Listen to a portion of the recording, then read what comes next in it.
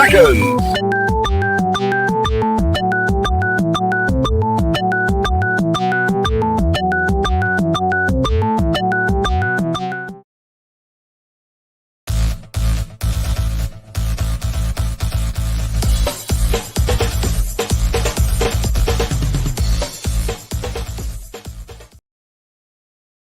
Welcome to Clever Title Pending, a proud member of the Rising Tide Broadcast Network. We talk to creatives about creativity and the business behind them. So type in your questions and become part of the conversation. And now, here's your host, Brian K. Morris. And good evening. How the heck are you? Welcome to Clever Title Pending for August 31st, 2021, last day of August. And hope you're ready for a good night. This is the third in a series that we've done on a very important topic, because the more I look into it, the more people I find suffer from imposter syndrome. And if you're wondering what that is, please stick around, because we've got some potential help for you and some people that may or may not have it. But we're going to deal with every bit of it tonight. But it is debilitating for a lot of us creative types. But anyway, something that's not debilitating is Plasma Fire Graphics, who are the sponsors of this episode. Plasma Fire Graphics, when the look of your book matters to you.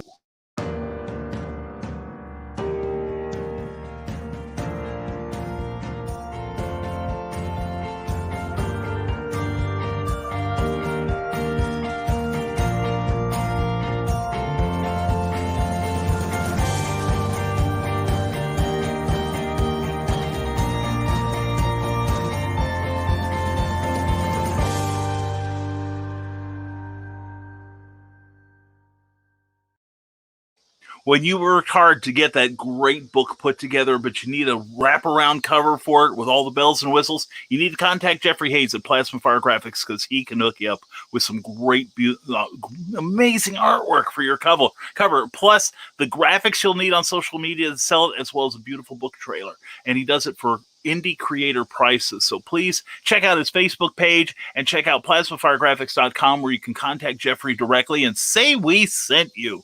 All right, would you please? That's Plasma Fire Graphics. Plasma Fire Graphics, when the look of your book matters to you.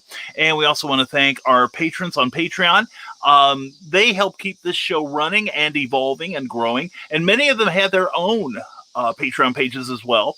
But when you send in that monthly stipend to us, you get something in return. So please check out what I am offering at www.patreon.com/Brian K. Morris. And we are a proud part of the Rising Tide Broadcasting Network. Please check out these shows 7 days a week, entertainment, information, and fun. All right, and see, I'm the last thing on tonight. Tomorrow morning is Never Mind the Furthermore with me. And then tomorrow night, I will be joining Ted Davies as guest host on The Truthmongers. We're going to talk about Atlantis. So please join us. It's more than an old Donovan song. And anyway, I think that's it. And we also want to show off this beautiful Comic Book Spectrum. Don't forget our show Thursday nights at 7 p.m. Eastern, 6 p.m. Central Time. And one of the co-hosts is here tonight, but I'm going to unmute everybody. Make sure I get that done first. Otherwise, who knows what will happen. But anyway, I am joined by an all-star panel here, going clockwise, starting with me. We've got Karl Witsman, Rick Bradley, Joe D. McFee, and Brian Rodman. Yeah, in fact, two of these gentlemen here, Joe and Brian, are part of the Rising Tide Broadcasting Network. Check out their shows, but I'm sure they're going to talk about it, because we're going to go around the room. And please introduce yourself and tell everybody why you're so awesome. We'll start with Karl. Hi, I'm Karl Witsman. Used to be a counselor for many years and have been a writer for many more. Most recently, the Mad Gasser cheerleader of Calhoun County, available on Lulu.com. Excellent. And everybody, please check it out. You're all probably saying right now, here we go. So go to Lulu.com and check out that book. Also, somebody else who's a very, very prolific author is the one, the only Rick Bradley. Tell everybody who you are and why you are so awesome. Well, I am Rick Bradley. I have a few books on Amazon, just a couple. Marvin's Night Out, the Pulp Reality #1, which is an award-winning book, by the way, even with Brian in it. And also Tales of the Weird and Strange #1.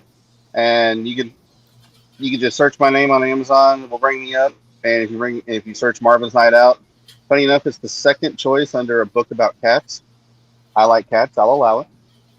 And can I say real quick, the comic book spectrum picture, Yeah. Brian Rodman's eyes are staring right through my soul. I mean, yeah, look at that. Mhm.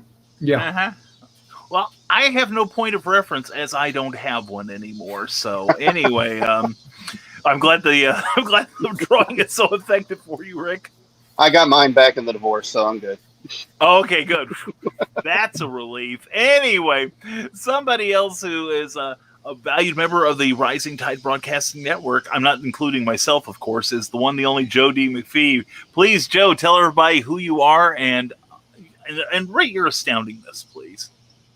Well, I don't know how astounding I am, but I am Joe D. McFee. I am the president of Agency Studios. Amongst the comic books that we create, the most noted one is the Amazonia series. What I have in my hand is a 10th anniversary edition of issue #1. Nice. I also am one of the new people here for the Rising Tide Network. My show from the Desolate Small Press Publisher runs on Saturdays, 10 p.m. Eastern, 9 p.m. Central Standard Time, and we pretty much talk about a little bit of everything from the aspect of publishing comics to comic book reviews, geek culture, anything and everything. And if you didn't get a chance to watch what happened this past Saturday, I did an Ask Joe type special, and it went pretty well. So, keep those questions coming, keep, positive about a lot of different stuff, and you never know. It's like you might see your question being answered on the show, or I might actually dedicate a whole show to that topic. So you never know. Most excellent. Yeah, that was a fun show last Saturday. It was really, really good.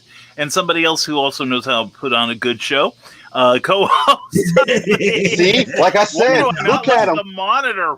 Wow. You're missing the pipe. I need an you weren't adult. in soul anymore, were you, Rick? The sternly looking father type. Yeah. Luna, help us. Luna's like, you guys are on your own. I can't deal with them anyway. I'll keep an eye on them so I can make an escape. Ryan, please tell everybody what the hell you are and why We don't really know what I am just yet.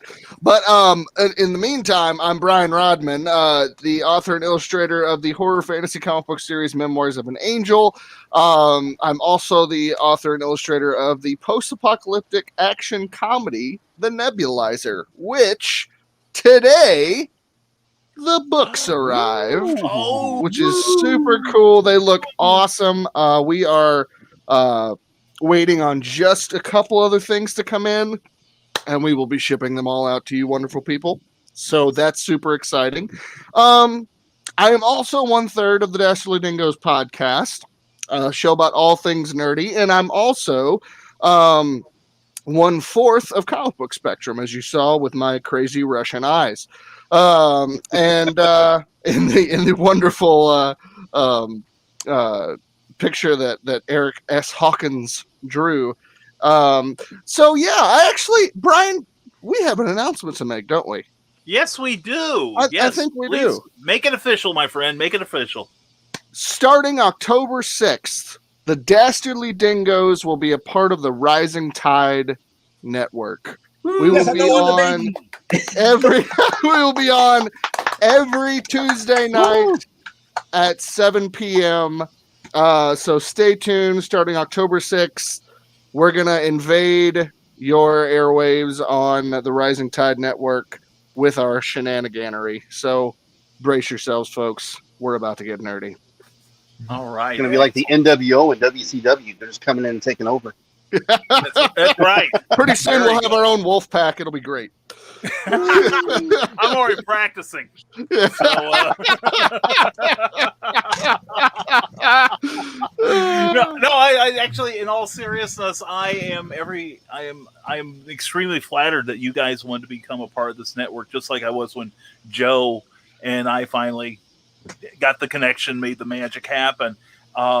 And for those of you who are wondering what's going to happen on Tuesday nights, at the end of October, I will be putting this show on hiatus. It is probably the show that takes the most work to do, so obviously I'm trying to get out of it. But no, we will have specials. We will have Clever Titles Pending specials, and sometimes when the dingoes take a few weeks off, I will come back with Clever Title Pending. So you're not rid of me. Plus, if you subscribe right now to hashtag always promote to my newsletter, which you can still sign up for at risingtide.pub, if you sign up before 5 p.m. tomorrow, that will be September 1st, 5 p.m. Eastern, you will see mention of my brand new show that I will be doing to replace it. And and we talk about what lessons have we learned from 2020. Apparently mine, I skipped that class because I'm starting a new day. Nothing at all. You've learned nothing. Not a thing. Not a ding dong thing. So anyway, stay tuned for the Rising Tide Broadcast Network, because we got all kinds of really cool things. And before we go on hiatus, we've got some really cool guests such as Rebecca Westerman and artist Stuart Sager. If you've ever been in a Hobby Lobby, chances are you've seen some of his beautiful artwork. And then we got a couple of group shows that we're going to do. We'll announce later when we get next week's firmed up.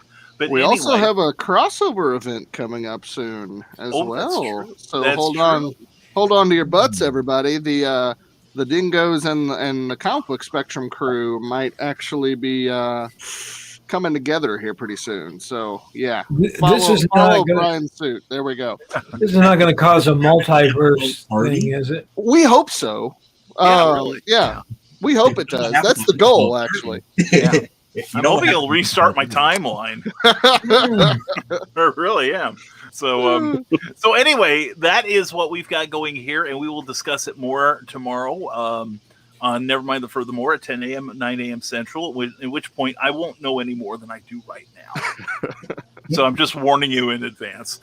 So anyway, what we're going to do, we're going to say hello to some people. Dan Hollifield got the comfy chair going, and hello, Michaela Jade. And check out her tidbits and scribbles every Monday night and her weekday morning motivational. They are amazing. Donna Carlene, hello. And hello, Historical Fencing Guild. Evening to you. Friday nights, 8 p.m., Rising Tide Network. And tell Karl I found the website for that mask he posted about. I wondered if I could rig a live well air pump as an AC unit for it. This sounds sinister. I like it. I posted about this thing that it almost looks like an astronaut's visor. And it fits really tight around your head, and I said I wanted one. Well, Donna's wondering if she should tell you, and you never heard it from me. And 118 for the basic model mask, 134 for the hero version. Hero version? Oh, quick, you'll probably get one. Yeah, and Dan wants one himself, so maybe you can get a group discount or something. And Skunk Rocker is here, and Dan Hollifield is the host of Last Man Standing, 11 p.m. on Wednesday, a part of the Rising Tide Network, and also 1 a.m. on Sunday mornings, following Stupid O'Clock. And Skunk Rocker, who is the co-star of Stupid O'Clock, Thursday nights at 9 Eastern and 11 p.m. on Saturdays.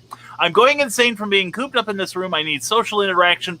Just kidding. This rules. People suck. Okay, there we go. And Skunk got a lot done today. Hope your tests come out. You can tell us tomorrow morning. Hello, Teresa Dunn. And let's see. And Brian's in the shower again. Hey, look, Skunk. I told you not to talk to the secret camera that I installed for you. Okay, jeez. Yeah. And be sure to look up Mr. Rodman on OnlyFans.com. And Trust there me, he is. be disappointed. It'll be great. Rodman. Yeah. It's going to start out like that. And Ryan, that is rather Freudian. Here, and glad to see everyone here. And let's see. Here we go. Well, Ryan, let's talk about this tomorrow morning on Never Mind the Furthermore. Okay. Hello, Mulu Motion. And Karl, and boy, do I need a drink. But I think we all will before this thing is over. All-star panel, but I'm not on it. Skunk, we may have to fix that one of these times. And Brian Rahman's here, Bossa Nova, and Michaela Jade's not here either. I'm not all here. And Ted Davies Artistry, great shows as always. Tuesdays and Thursday mornings at 10, and Drinking with the Davies on Friday nights. You'll love it. Cindy Cap, mwah, good evening to you. And wearing my CBS shirt on a Tuesday must be fate. And Cindy Cap is starting already. The bishop came to our church today. Must have been an imposter. Never once moved but diagonally. For shame. And Ryan says, will Brian Rodman write a story for Teenage Mutant Ninja Turtles in the future? Please make it handy. Or make it happen, rather. Yeah, I'd love to. Kevin Eastman, give me a call. Yeah, really. Yeah, I hear you. I hear you. And Damian Waldron, good to see you, my friend. See you this weekend at BirdCon on Saturday from 10 to 5 at the Bonham Business Center. Once you meet him in person, you know the disdain of Rodman. The eyes. The eyes! That's right. And yeah, dingoes. And Cindy says the eyes will follow you. And hello, Molly Daniels. Mwah, and more shenanigating. That's right. That's what we're here for.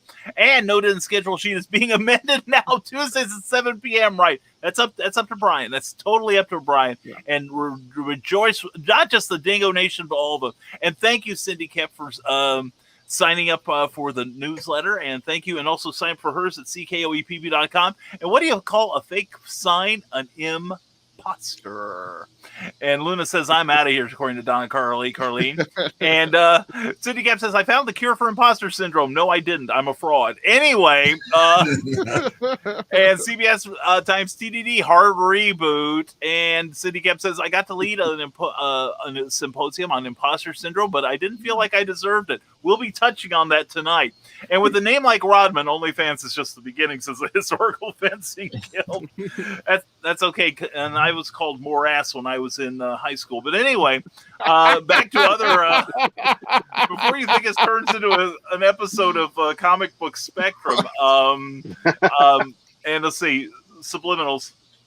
Anyway, so anyway... First off, a lot of people, I mentioned, I go around and I figure if I've heard of it, everyone should know what it is. Karl, would you like to explain what imposter syndrome is, sir? Sure. Imposter syndrome is that feeling you get after you have achieved something. You've gotten an award, or you finished a book, or you've done something notable and you're getting noticed for it, and you get that nagging feeling that you don't deserve it, that someone is going to tap you on the shoulder and tell you you're not worthy. Mm-hmm. And I know in myself, like I used to have it very badly, especially when I started doing this, the writing and everything and the broadcasting. Mm-hmm. And you get that feeling like, well, who would want to read what I've got? Who would want to watch my videos? Who would want to take in my content, even while I'm doing it, and even while I'm encouraging other people to do theirs as well? Now, who here? Now, like I say, I am mostly cured. I still get twinges every now and then. Who's got it? Show of hands. I have had it in the past. I have had it in the past too. And Rick has it enough, and Rick apparently has it enough for both Karl and myself. What form does your imposter syndrome take, Rick? I'm anxious a lot, especially not only with my writing, but even at work. If my supervisor messages me like, "Hey, Rick, we need to talk real quick," first thing I'm thinking is, he knows I have no idea what I'm doing, and I'm getting fired today. Oh God. And also, of course, with the writing, because I'm like, I know a lot of people bought Marvin's Night Out and other books, but I got that little voice in the back of my head. It's like, it's most of your friends and family. I mean, they were going to buy it anyway. Yeah. And then I'm like, shut up, voice, because that paid for groceries a week. So I wrote something that paid for food. I try to tell myself that it's all up here, but when it's all up here, it's kind of hard to keep it away. Mm-hmm. Mm-hmm. It is tough once that voice starts talking, and it's even worse when you start believing it, probably. Joe, what about you? How does your imposter syndrome manifest? It's more of a manifestation of is this going to be the time that somebody's going to be proven right that I'm not good enough in this, or not good enough to do that, or not good enough to do this other aspect, because it comes from all aspects of what I normally do as far as what I do for CGC Studios, being that I have been a one-man army for so long. I was the writing, drawing, at the very beginning was coloring. I don't have to worry about that anymore. Dealing with sales, dealing with just about everything. So it comes in all facets of life. It's like you have people who coming at you. It's like, oh, you don't know how to sell this stuff. It's like you're selling it the wrong way, or you need to market to this group of people and not that group of people, and you're wrong for that. And it's like you're not as good at what you lead other people to believe that you are. And I'm up here like, I'm not that good. I'm not a genius or anything like that. I'm just a person who's just trying to, put his story out there, and that's pretty much it. I understand that. Mm-hmm. I think the problem is that many times we compare ourselves to, and I've mentioned this a lot on my broadcast, that like in comics, well, are you making as much as Stan Lee? Are you drawing like Jack Kirby? Are you Neil Adams? J. Scott Campbell? Comparing you to the best in the field. When I first started doing this full time, you making as much as Stephen King yet? No one does, by the way, folks. And it's that comparing yourself to, the creme de la creme in your category. Mm-hmm. Which is inevitable because you like to know where the ceiling is, but just the same, And a lot of times that comparison is not coming from you; it's coming from the people around you, especially when they first discover you. Because when they first discover you, they're going to like, "Oh, are you a J. Scott Campbell?" It's like, no. Are you this? No, I'm me. Yeah. And then that doubt creeps in, and it gets in. Yeah. Especially when it's people that know you, and it kind of sneaks in around your psychic defenses. Yeah. Oh, I fully understand that. How about you, Brian? How does yours manifest? Mine manifests as Eric S. Hawkins standing at the foot of my bed at 3 a.m. He gently grabs my big toe and wiggles it and says, "You're not good enough." And that's usually when I cry myself back to sleep. No, it's better what he does with me, which involves a wooden block and a very small sledgehammer. So, I'm your biggest fan. No, yeah. And I'm glad I'm not the only one. Okay. No, it's interesting. Pretty much a mixture of what's already been said. A lot of self-doubt. A lot of, it never fails. There are moments throughout each step of the process, creating comics and doing the Dingoes and being on Comic Book Spectrum and all this stuff. Like there are little glimmering moments of darkness where it's just like this cloud looms over you, and you either think, wow, like, is this real? Like, are people just being nice? And so they're buying the books for now, but give it a couple more Kickstarters or, a couple more years and they're going to move on, because they're only there to be nice. That's the biggest thing in my head is it's kind of similar to what Rick said. That pops in, but I've been doing this for 6 years now. And it, that hasn't happened. So time has actually really been good medicine for my imposter syndrome. Which, if you would have talked to me 3 years ago, I would have been like, I'm terrible. I don't know what I'm doing. I don't know why I'm here. Why do these people buy anything? And now, like, I get it, but it still creeps in every now and then. Chad Nuss, my co-host on Dash the Dingoes, we were talking one time about, if you've ever seen Chad's artwork, it's phenomenal. Oh, yeah. It's like Jim Lee on steroids, and he's a brilliant guy, super beautiful art. And we were talking and laughing about how one of the highest grossing Kickstarter campaigns for comics were like stick figures. Oh yeah. I like to bring Yeah, I like to bring that up to him every now and then. Like, oh, that looks great, but it's not as good as stick figures. And So you're just a victim. You're a carrier as well, exactly, right? yes. Oh, no. Yes, no, but Keeping but we him were humble. talking. Yeah, exactly. We were talking about like the fact that, you know, kind of to touch on what Joe said, where, you know, you are your own artist, and every artist, every creator has their own audience. You know, like, don't get me wrong, Chad's artwork is phenomenal, but not everybody likes that.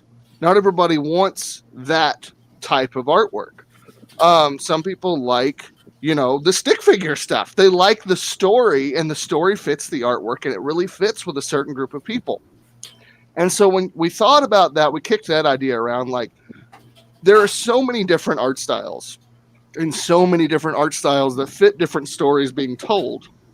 And each one of them has their own group of people. You just have to find them. And when you find them, which I believe, you know, with enough time that's now passed, my imposter syndrome is I'm able to kick it back, because I look at that and I say, I've found my people. And yeah, sure, not all of them show up every single campaign, and you know, some of them go in and out, but I get new people in, and it's all just growing. And so time really helps me personally. But even with the minor success that I've had, and just the cool moments with Kickstarter campaigns being funded so quickly, I still have moments where it's just like, you're not really that good at this. You know what I mean? Like, it's all, you know, it's all a facade. It's that worry. So that's how it creeps in to my life. Yeah. Well, though it sounds to me like Brian's got a coping mechanism now, or at least is working on one. Yeah. And like I said, I found mine through Karl.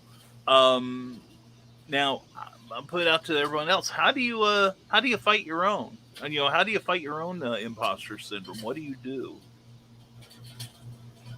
Usually bloody knuckles. It ends up afterwards. Sounds reasonable. Joe, what do you do? I just work. I mean, the thing about it is, like, the best way to fight, for at least for me, the best way for me to fight is just to continue to work. I hate to use a cartoon character here, but the best way that I could look at it is look at what they talked about with Darkwing Duck in the new DuckTales series. Yes. Always get up, always keep moving forward. Because if you get up and you're constantly moving forward, you don't have time to think about what somebody told you in the past. Right. Yeah. In the direction that you need to go. So it's kind of like the best coping mechanism at the given point in time. So it's like, it's more of like, do you have it within you to still keep getting up and to make that step forward? Because as soon as you stop, that's when you know that you're in trouble. Yeah, and I would add to that, you know, I also think through that, because it's like, okay, what say I stop? Say I'm like, oh, I'm not any good at this, so I stop. What am I gonna do? Like, this is like, I'm here because I don't know what else I'm going to do. Like, this is my purpose when it comes to doing these things. Like, I have other purposes, don't get me wrong. Like, if for some reason I couldn't make comics, there are other things too. But like, it, you know, this is what I do because it's my passion.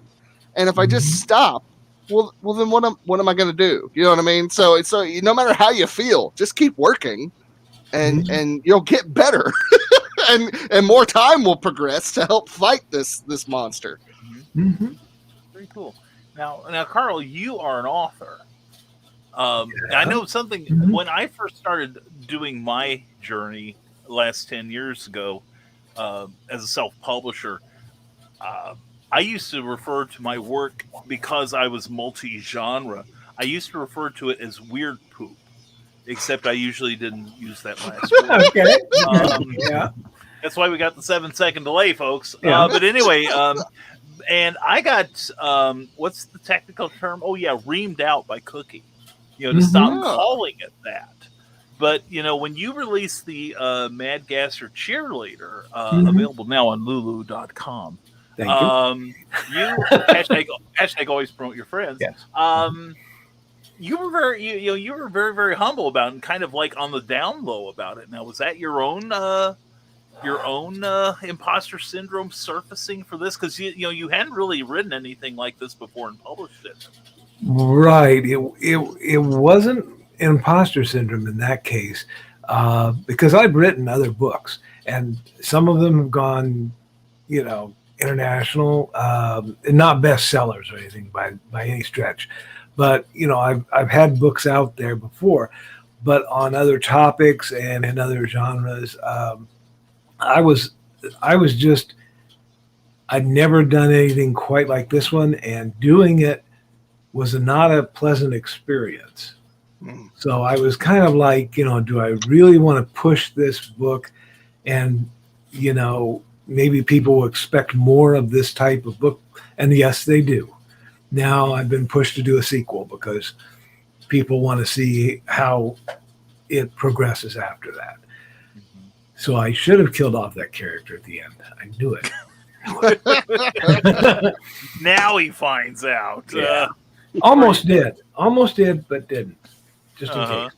But yeah, it's more my reticence to push into this new area, and I think I'm going to go full tilt into it. I've got another Mad Gasser that I'm working on now, and after that, there's a unsolved possible spy crime in Australia that occurred some years ago, and I'm thinking that needs a backstory, a fictional backstory behind it.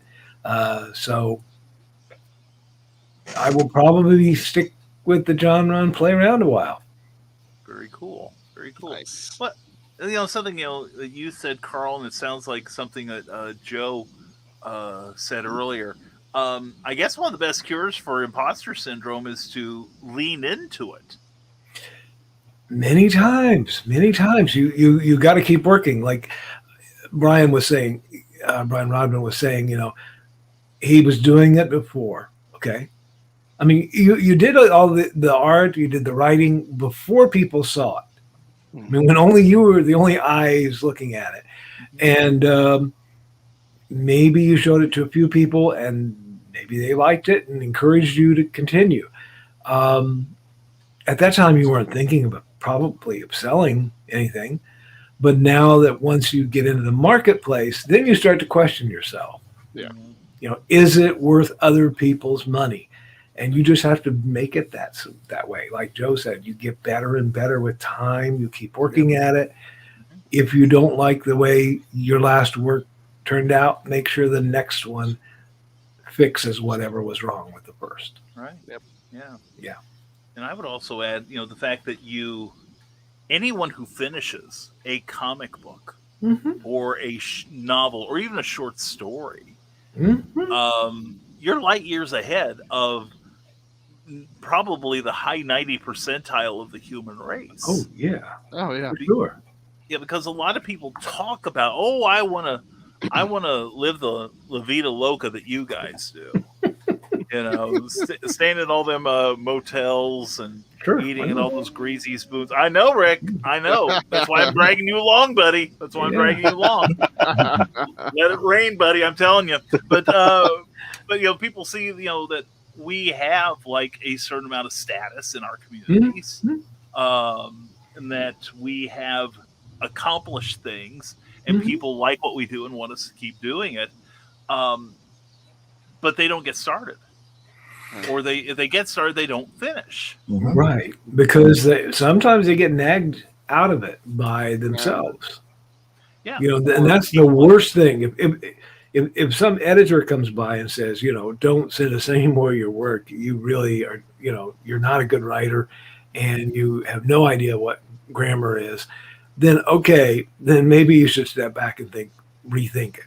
Yeah. Or get some help. But if people have said, you are good, then keep at it. Don't stop. But a lot of people stop themselves. Yeah. Or they listen to people who supposedly mean well. Yeah. I was going to say the key, honestly, and I've said this many times before, but the difference between me doing comics and not doing comics is my wife. And I say that because I didn't do comics until I married her and wouldn't shut up about my ideas. And she looked at me and said, if you don't do this, you either need to shut up or make it happen. She said, and I'm going to help you do it. And she did. And you know, and that support is everything. And you know, it doesn't have to be a spouse. It can be friends. It can be, you know, this community here. You know, it can be just people that come around you to help you through your moments of doubt. But you can have the same kind of people doing the opposite, and that can completely crush whatever motivation you have. Yeah. It's the don't quit your day job people. Yes, that. And you'll hear that many times. And when I was working, I would just say, I don't intend to quit my day job. Yeah. You know, I mean, if something went big, you know, then maybe, yeah. Yeah. No, I had no intention of quitting my day job or whatever. But a lot of young people hear that kind of talk, and they just stop doing the artistic endeavor. Yeah. Or they're told, you know, well, you need to get a real job first. You know, you need to, and don't get me wrong. There's some responsible advice tucked away in there, but you can absolutely say it differently. You know, because I have a day job. I love my day job. I love who I work with. I will probably stay there till retirement, unless, you know, like Karl said, unless something goes big. Mostly because I need health insurance. But you know, I mean, but those are things that, you know, I can do that, and then, but I can still, you know, by day, you know, security equipment programmer, by night comic book artist and you know, podcaster. Like that's my life. I love it. And I think more young people need to hear that you can do that. You don't have to just pick a job and be miserable. You can get a job that pays the bills, be responsible, and then work on this other job. Because you know, I have a hard time saying hobby, because at a certain point, if you're working more than 40 hours on your hobby and it's bringing in money, that's not a hobby anymore. That's a job. Job. Right. Yeah. That's a second full-time job. And so you can do that dance, but it's a lot of work. It's a lot of dedication, and it's a lot of other people around you understanding that you don't have as much time as other people do because you're doing something different. I know, that's what I told my son. He wants to get into animation and stuff like that. And I was like, son, definitely, by all means, go for it. I'm like, I know people that I could talk to for you and I can get you hooked up. Yeah. That whole rising tide thing. I love it. But I told him also, it's like, it kind of like in the same vein of don't quit your day job. It's like, but get a stable job for backup at the bare minimum. Make sure you have your stuff paid. You got food in your belly, clothes on your back. And you can still work on that. You can still do it. And the way to kind of mentally get around that, because this is, you know, this is huge. Approach your 9 to 5 like the thing that funds what your career is. This is, you know, my day job gives me, you know, the money to be able, it frees me up to do what I'm passionate about. And it takes care of me so that I can turn around and really put the work into the comics and the podcasts and all that.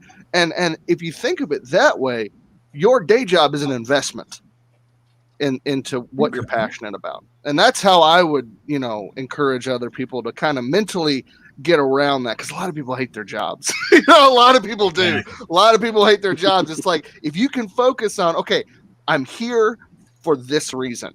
I'm here because this money funds this. So I think Joe has a comment. Yeah, go ahead, Joe.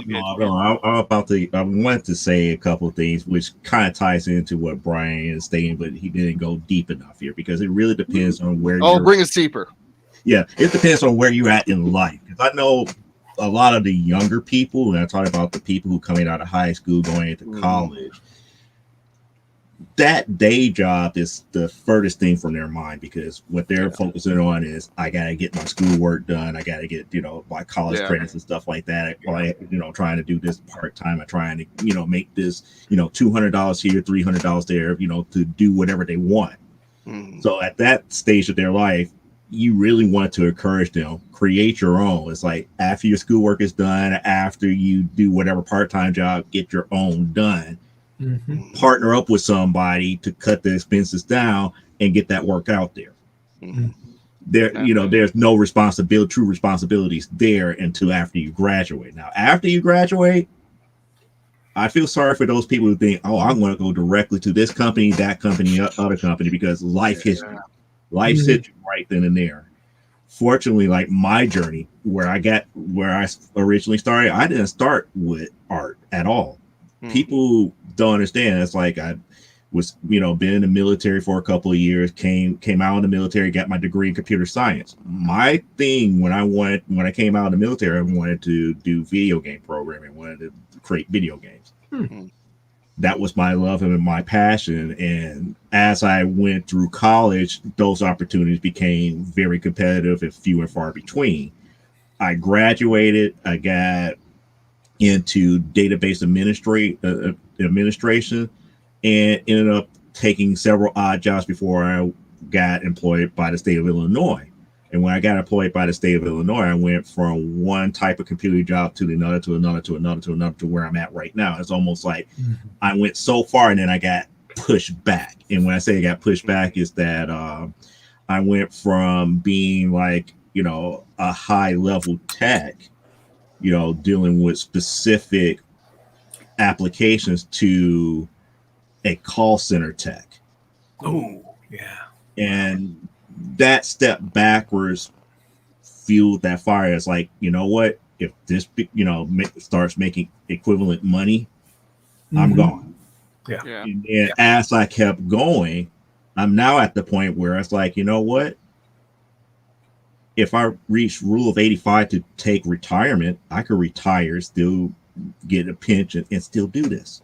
And that pension pays for whatever going on with life while I'm still working with that. So it really depends on where you're at in your stage in life and planning accordingly. Yeah. Because one of the things that I believe most people fail to do is to plan to live, because you got people going out there with crowdfunders, thinking, hey, I made 10 grand, but that 10 grand is to pay for printing, artistry, all this other stuff. By the time all that money goes away, you barely got enough to go to McDonald's to get a sandwich. Yeah. How are you going to live off of it? Exactly. Yeah. That's very true. There's something also that comes of that day job, and that is ideas and material for the fiction you may write. I used to do a show called A Drunken Rant, Uncle Karl's Drunken Rant. Right? I don't do it except maybe once a month now, because when I retired, after a while, it was like I realized I was getting a lot of ideas of stupid things people would do during the week while I was at work. And now that I don't have that, and we've all been, inside for 2 years. Yeah. I can say, oh yeah, I saw a dog out in the yard the other day. That's funny, isn't it? No, it's not. My neighbors tore down my fence. Yeah, my neighbors tore down my fence. That was good. But see, all of us who have also been stuck inside, we're like, yeah, that is great. We're all just great. What kind of dog? Yeah, great. Did he poop? What happened? Exactly. Was he wagging his tail? Was he happy? I remember happiness. Oh God. The standard is lowered for material now. I see what you're saying. Yeah. Don't trip over our standards now. Something that someone had brought up at one time, maybe it was Brian, was talking about, comparing to others. And I think a corollary of the imposter syndrome is hero worship. Yeah. Okay. You can say, wow, that person is great. and I'll never attain that or whatever. And they say don't meet your heroes, because if you do, you'll see their warts and you'll learn, where their failings are. Well, part of imposter syndrome is that you are the hero, okay? And you have seen your own warts, and your own failings and secret sins and all your stuff, and you're applying that to you. Other people don't see that. Mm-hmm. Okay, so part of imposter syndrome is you know all this stuff, and you're keeping it inside. You're holding it against yourself, whereas others don't see that, and they don't care what I do on the weekends if I write a good book, which it is, by the way. So always be promoting. So don't judge yourself as harshly, because other people are not judging you that way. They don't know that about you. No, that's an excellent point. I always compare what I do to smoke and mirrors, like being a magician. Mm-hmm. People see me at the shows and I'm up and I'm ebullient and I'm like, "Hi, how you doing?" Or I'm on here and I'm like, "Hey, how the heck are you?" And they don't see me huffing and puffing trying to get up the stairs in time for the show, or I'm not. It doesn't matter if I wear pants or not. I keep forgetting, or they see me at a show, but they don't see me like taking the half hour to set up my display after like 10 minutes in the sun, dragging all that my crap inside. So, people just see the end result. Yeah. So, exactly. And if you're playing a role too, like you say, you're playing the not me person, right? Then in that way, that person is an imposter, but that doesn't mean you're an imposter. Right. And sometimes you have to play a role. Like, I'm much more ebullient here than I am in real life. If you saw me in real life, I'd be very quiet and yeah. Mm-hmm. Well, it's true. There's a little showbiz in everything we do. And I was lecturing somebody very recently about it. It's like, I'm having a crappy day, and I'm doing this show, and I'm like, well, nobody needs to know it. Yeah. They don't tune in to see you have a crappy day. They want to see you happy. They want to see you. Well, some people do. Well, some people. Sick yeah. Yeah. all more of Twitter. out there. The people in the chat probably tonight. Yeah. Why are you pointing at me? What did I do? No, I'm pointing past you. Exactly. Oh, okay. Yeah. I still go around you, Rick. No problem. And let's definitely hit some of their comments right now as well. And Dan says, new schedule card will go live after the show. We'll probably have it changed by then, too. And Scott Cracker doesn't want us to do anything impressive for a while. Well, so far, so good. He has to pee, and it's going to take like 20 minutes to get this hazmat suit on. Oh, good. And Cindy Cap doesn't know what night it is. It's not Thursday. Who has the first review tonight? I do, Cindy. Stay tuned. Yeah. Well, at least what is it? 60% of this room is part of the reviewing trade. So, and Joe will be back on Comic Book Spectrum soon, I promise. So, and Cindy wants to know, what do you call a fake noodle? Impasta. And Molly Dales raise his hand, especially if I'm at a venue where people are selling circles around. That's so discouraging. Oh my gosh. Yes, those moments are the absolute worst. Go ahead, Joe. I got a good story and a bad story. Okay. The good story. Set the Wayback Machine to 2012. Wizard World Chicago. Okay. We had a company booth right next to Brian Pulido. I see where this is going. So whole weekend, was kind of dead most of the time, people milling around and everything.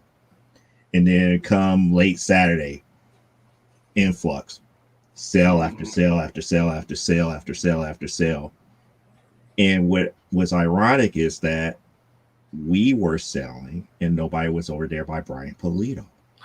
Really? Wow. It was so weird. Cool though, because that was like the first time that, and we looked at it, it's like we outsell Lady Death. Yeah. How? Why? You made him have imposter syndrome. Yeah, that's cool. It was so weird. Yeah. Yeah. Now, fast forward to 2013. Okay. 2013, C2E2, we are still next to Marvel, and we were like the only thing there is like we had other artists that's around us that really didn't have books, like publishing that is, and nobody would stop by. People would grab the free stuff out of Marvel, they would look. So it really is more of a mental thing. It's like you just can't look at how other people sell. You have to look at what are you doing to grab people's attention, because sometimes people just don't pay attention, but when they do, they do. Yeah. And sometimes people, honestly, sometimes you just have those shows where nobody's interested. That's happened to me so many times, and I used to get discouraged at that, but then I realized for as many of those shows, I have shows where everybody buys, and it's weird. It's just people are weird. People want what they want, and they completely block out everybody else half the time. So, consumers are a chaotic bunch. yes, indeed. That's true, and it's almost like being at the workplace where you can have like 90% of the people that walk through your front door be as kind and be as courteous and grateful for your assistance as can be, and then you get those one or two buttholes who think that you are there for their pleasure only, or whatever you're offering isn't good enough. So, but when you go home that night, you don't go say, "Hey, I talked to all these, a dozen wonderful people that, it's like, do you know what this one a-hole did when they walked in through the front door?" That's the one you carry with you. And to touch on that, I've recently really been just kind of mentally, praying through this. If you're not a praying person, you can still kind of do a mental exercise of where don't give that person that power over you. Because what you're doing is, I do it, we can fixate on that negative interaction, or we can say, you know what, that was just 1% of my day. And that person, I don't know what was going on in their life. Maybe they're not a dirtbag. Maybe they are, but maybe they're just having a bad day. And I'm going to let that go and focus on the rest of the day. That wasn't that 1% of the day. And it's so hard to do at first, but if you get in the rhythm of doing it, it can become just kind of an instinct almost. Yeah. That I've found, at least.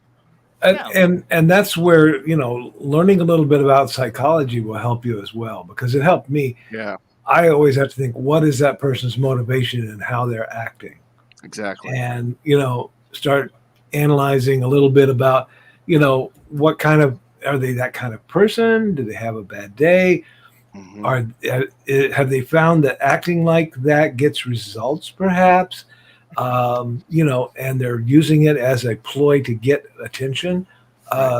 And that is not something perhaps that you did. Yeah. If it is, then analyze your own behavior and stop doing whatever it was that ticked them off. But, Yeah, a perfect exercise that I used to have road rage pretty badly, and I don't anymore. And this is where I focused on that the most, was when someone would cut me off or whatever, I would be, I'd want to curse at their car and, whatever. Well, now, and I have been doing this for the last couple of years, I've found now that when somebody cuts me off, I'm just like, man, I have no idea what they're doing. Like, they could be trying to get somewhere that's an emergency. Because immediately before I was like, well, you're just a jerk that doesn't care about anybody else but yourself and all this stuff. And it's like, that could not be true at all. They may not even know they cut you off. It's that kind of stuff. So it's, and a lot of times we just get so caught up in what someone's done to us that we don't think through those things. And thinking through those things actually can really help us. Yeah. And if somebody else is outselling you at a con, you got to think to yourself, okay, why? Is it something that I'm doing or not doing? Or is it something that they are doing? Like, do they have, I don't know, big claws on their hands? And Listen, then. They might. It might. Madness. And that may be like this all day long. There you go. Yeah. Nice. Oh, Cindy Kemp now says imposter syndrome plus perseverating on Perseverating. perseverating on imposter syndrome equals Yeah. yeah. Yeah. That's Equals true. tongue-tied Brian. It pretty much. becomes a circle. It It really does. It Yeah. does. Yeah, and it feeds on itself. Mm-hmm. You know, because the more you start to think about, like, well, I'm not doing as well as that person, so I'm obviously a failure, or whatever. Like you said, I start studying them and see if it's something I can start doing to incorporate into my own my own process. Michaela J says, Molly, selling is a whole other skill. Some people can sell horrible products to great people just because they can sell, but don't let that get you down. Exactly. Yeah. How many used cars are sold in this country? Exactly. Every day. True that. True that. And Cindy says what Michaela said, selling well does not equal good material. And that's it. You put out the best material you can, whatever that content may be. And just, again, just because somebody, like this show's never going to get the number of views that say any episode of, say, PewDiePie will get.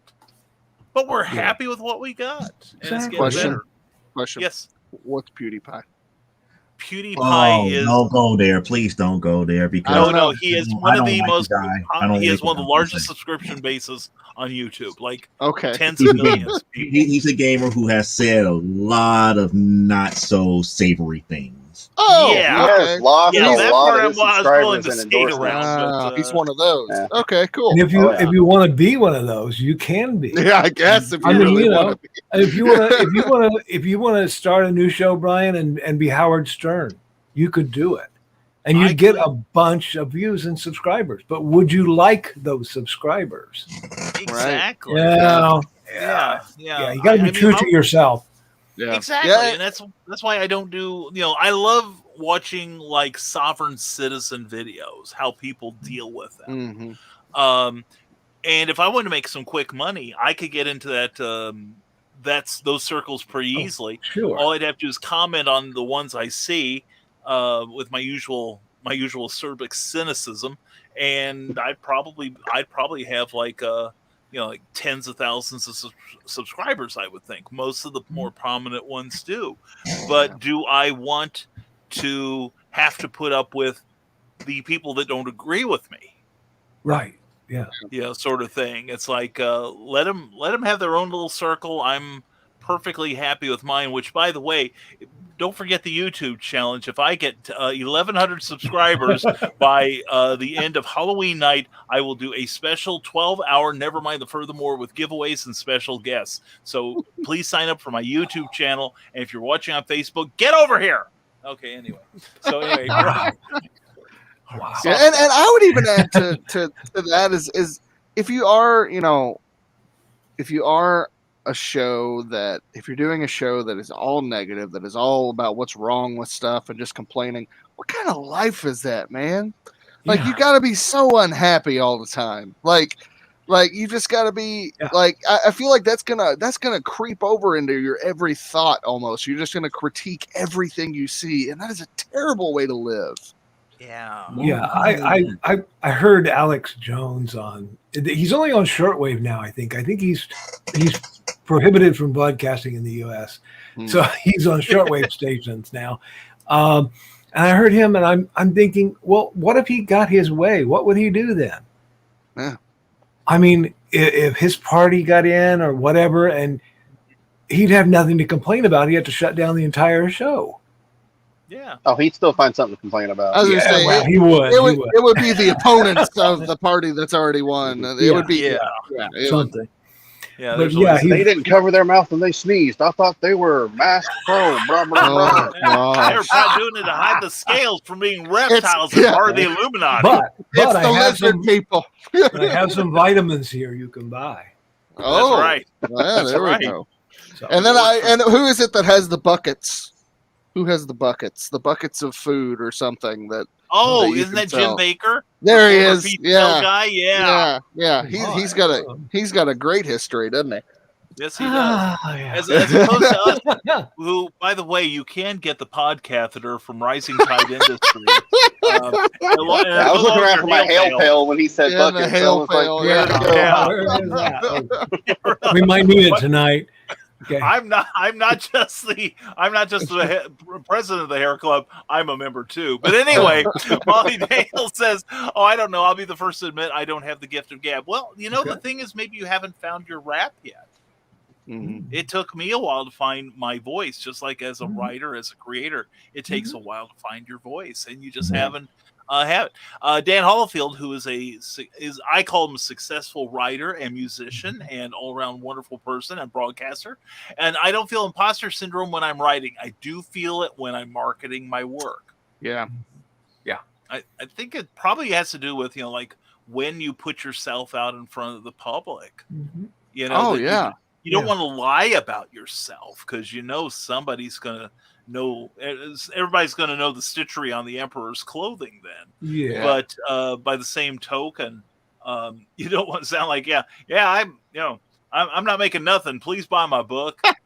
I think, go ahead, Brian. What were you- No. Please go ahead. I'm done. Oh, I was just saying, I was talking to a gentleman at the Imaginarium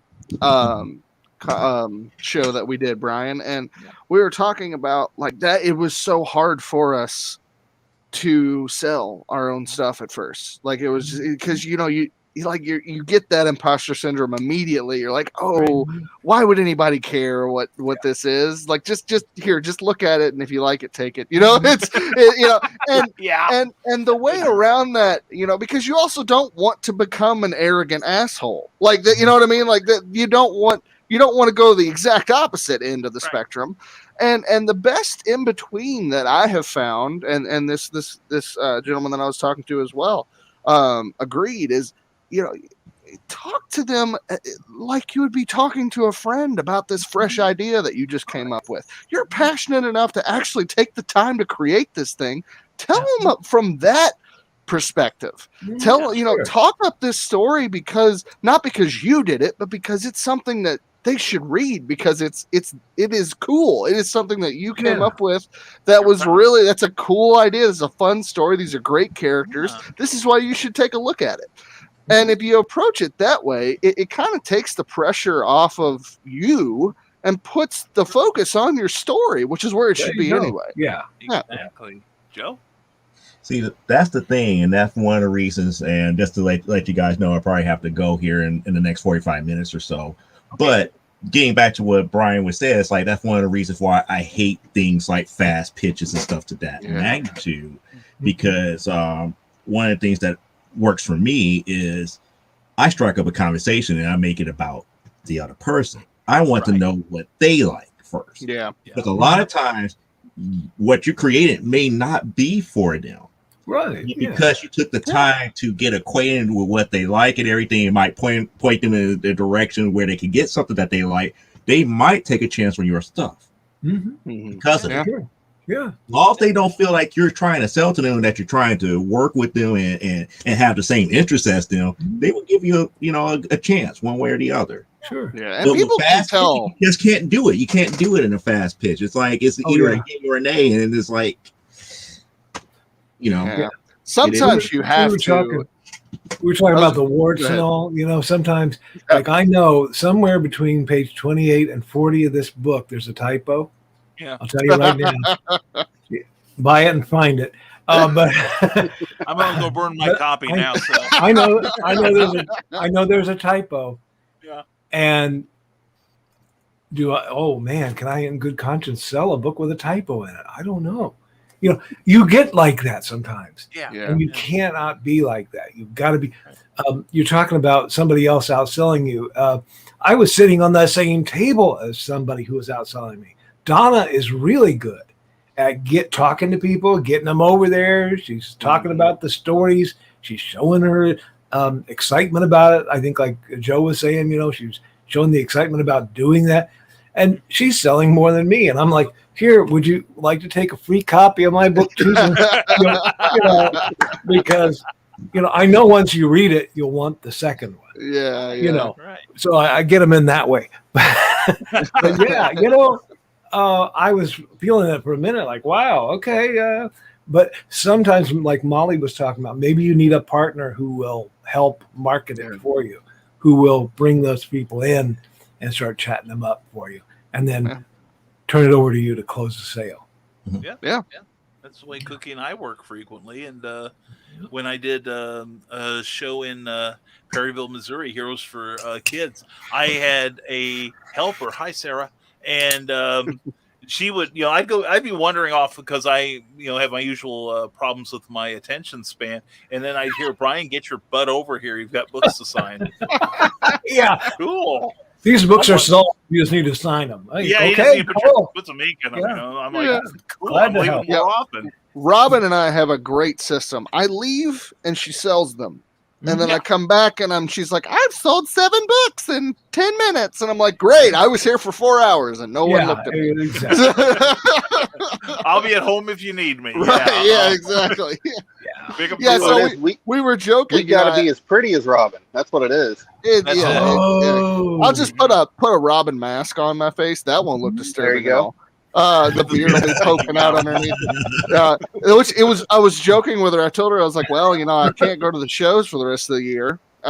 So we might actually sell some things. Send Robin to Harrisburg, by God. Right, This yeah, weekend. exactly. We'll take good care of her. We'll see that she's wined and dined. I worked in a similar situation with Joe and tech support, and I wanted a telecommunications robot on the sites of all my offices so I could control the robot. It would go over and fill their copier or whatever, put paper in the printer. And I'm thinking now, that's what I need at my shows. I need a robot that I remote control from behind the scenes to talk to people about the books. If you got a remote control robot, you would sell out. Just because people would want to come talk to the robot. Now, how's that for imposter syndrome there? Right. I've got I'm a losing freaking my robot job to out an there. animatronic. Yeah. Robot. See? No, I'm Karl. No, it's the robot. He been talking. The robot made the books. Isn't it cool? Oh, That's right. It's AI driven. Yeah. That's reminds cool. me of a story. You probably heard of the program Dragon Dictate. Mm-hmm. Okay, back when they were first doing it, it wasn't very good. Dragon Dictate 1 or 1.1 or whatever version it was. Guys were demonstrating this at a thing, and the guy was talking into a microphone, and the stuff was typing. And I was off to the side, and I saw the guy with the keyboard behind their billboard typing the stuff that the other guy was saying because they could not trust their own software during a demo. Oh, wow. And I was like, oh, no. Imposter. Yeah. Yeah, they got much better as time went on, and it actually works now. But in those days, it was 50-50 chance, and so they weren't taking a chance at this show. Wow. And you started a story, Karl, and I was thinking of this one I saw. I'm following the robotics trend in Japan and how they're using it to try to, they're making them as lifelike as possible. And there was this one.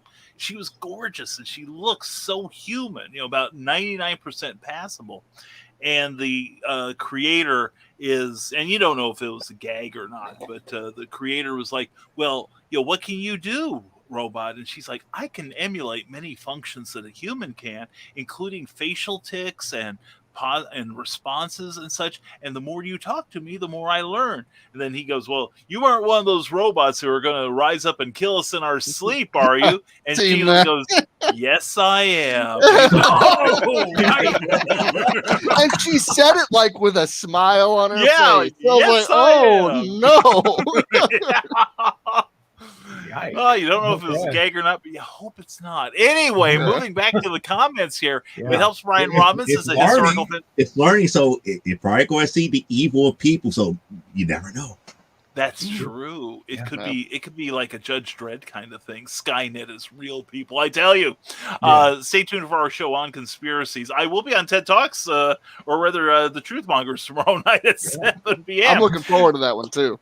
That'll be fun. That'll be a lot of fun. Yeah. And if it helps Brian Robin, in general, people aren't that nice. You're self-warned. Yeah. Right. Yeah. It's true. It brings out the best in people. And Ninja Gecko, glad to have you here. Stick fighting right on. And stick fighting bit around. Yes, and hello, Eric Hawkins. Good to see you, my friend. Greetings from the Prairie. Mark Lerner. Hope to see you this weekend, my friend. And JD Rosario. Good to see you. Joe looks like he needs help with the one thing that can cure imposter syndrome, a slice of pizza from New York City. Now, JD, one, welcome to the show. Two, we're not opening that can of worms because he's going to start talking about deep dish. So will I. Yeah. Because I'm on Joe's side on this. So. Yeah, and as soon as you can get the Hudson River into the Midwest, we'll talk. So anyway, and Historical Fencing Guild, Friday nights at 8 p.m. Do any of you, like me, look around the ranks of Rising Tide and think, holy 7-second delay? Are they going to realize I am not OQP enough to be here? Dude, I do that every day. You know? That's an imposter syndrome too, right? Mm-hmm. Yeah, for sure.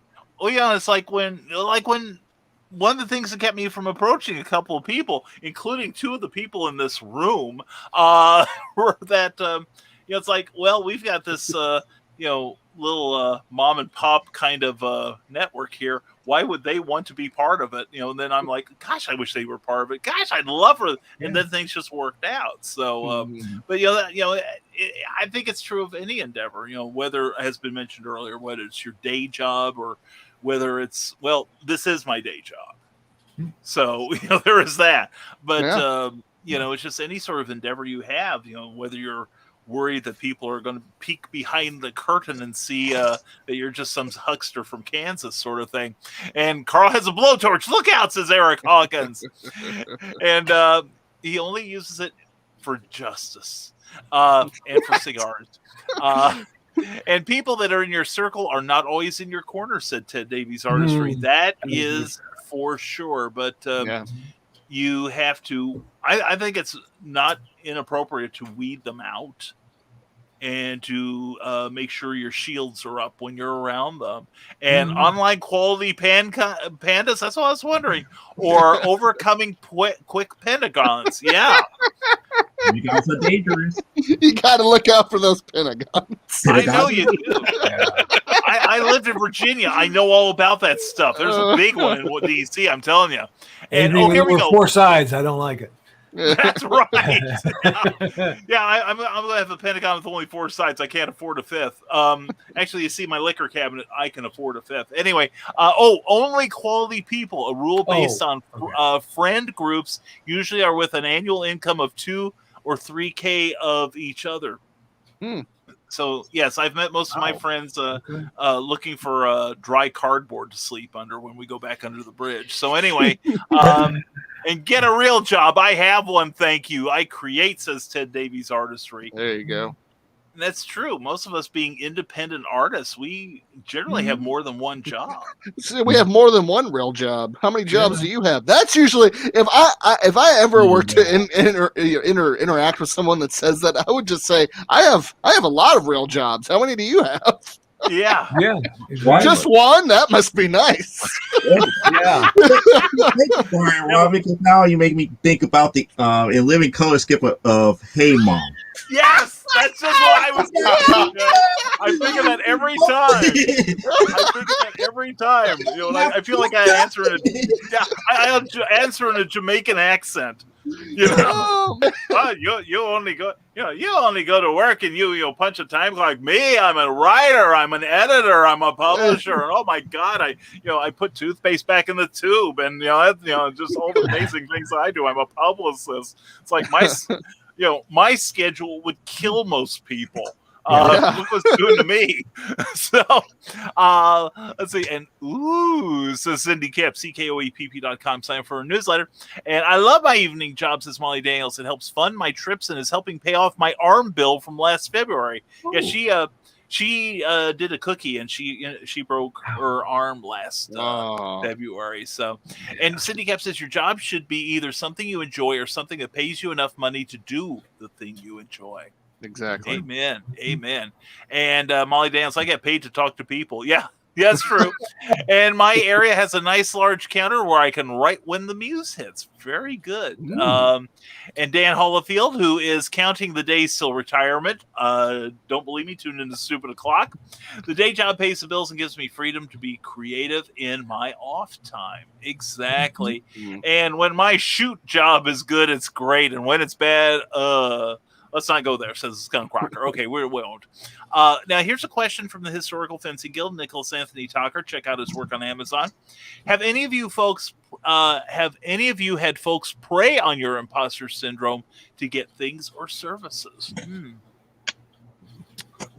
Joe, you're nodding your head vigorously. Yeah. Yeah. Oh, like how many? How bad? Let's hear the story, Joe. Yeah.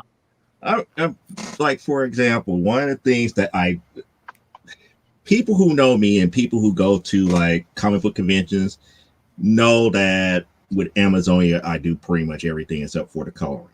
But you have people who will come by and be like, you did this? I was like, yes, this, that, and the other. Or they would see me draw. And those who truly know me know that I draw. But those who, have an idea and, see me around the circus, like, I didn't know you could draw. How come you don't advertise that you draw? I would get more commissions from you and this, and this. It's like, I never shied away from it, but I don't advertise it either because that's not my forte. Right. My forte is the overall production of it. I'm not an artist for hire. I'm a creator. Yeah. I'm trying to push my IPs forward. If I was wanting to be just a flat out artist, I would be a flat out artist. And advertise in that aspect. But, me being who I am, I'm a person who does a little bit of everything.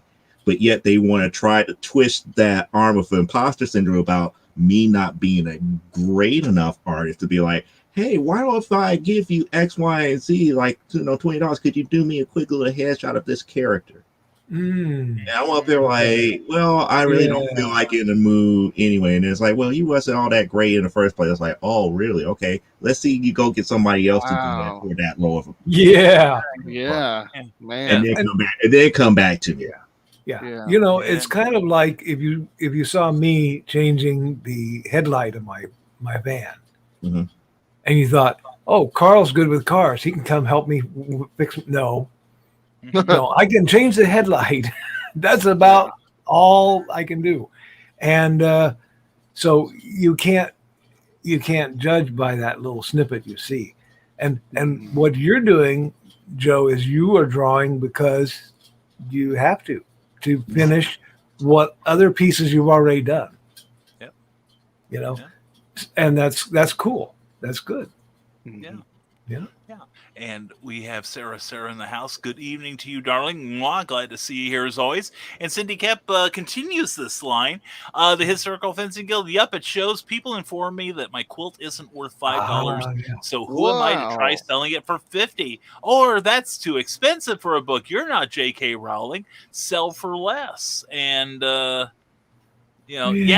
think we've all gotten that. At least I have. I've gotten that. Why are you charging that much for that book? Why aren't you just giving your book away because you love writing? Or why don't you publish my book because you love publishing? And you have to ask that person what they do for a living and would they come to your house and do that for you? You do plumbing? Oh, I didn't know that. Oh, hey, I got a sink that's stopped up. Then you can stop by and fix it for free. Exactly. Right. Oh, and that reminds me of the old episode of All in the Family, the one with Sammy Davis Jr., where Archie Bunker tells Sammy Davis, well, what you want to sing a song for us or do like some dancing or something? And his son-in-law Mike said, well, that's kind of rude. How would you feel if somebody's found out you work down at the docks and say, hey Archie, why don't you unpack some crates for me? So and it's true. But sometimes people denigrate art or writing. And they're just trying to get a deal. I mean, they just don't want to spend that kind of money. Now, I got to ask this question. Sure. Now, both of the Bryans could answer this more honestly here. I'm covering up the actual price on this here.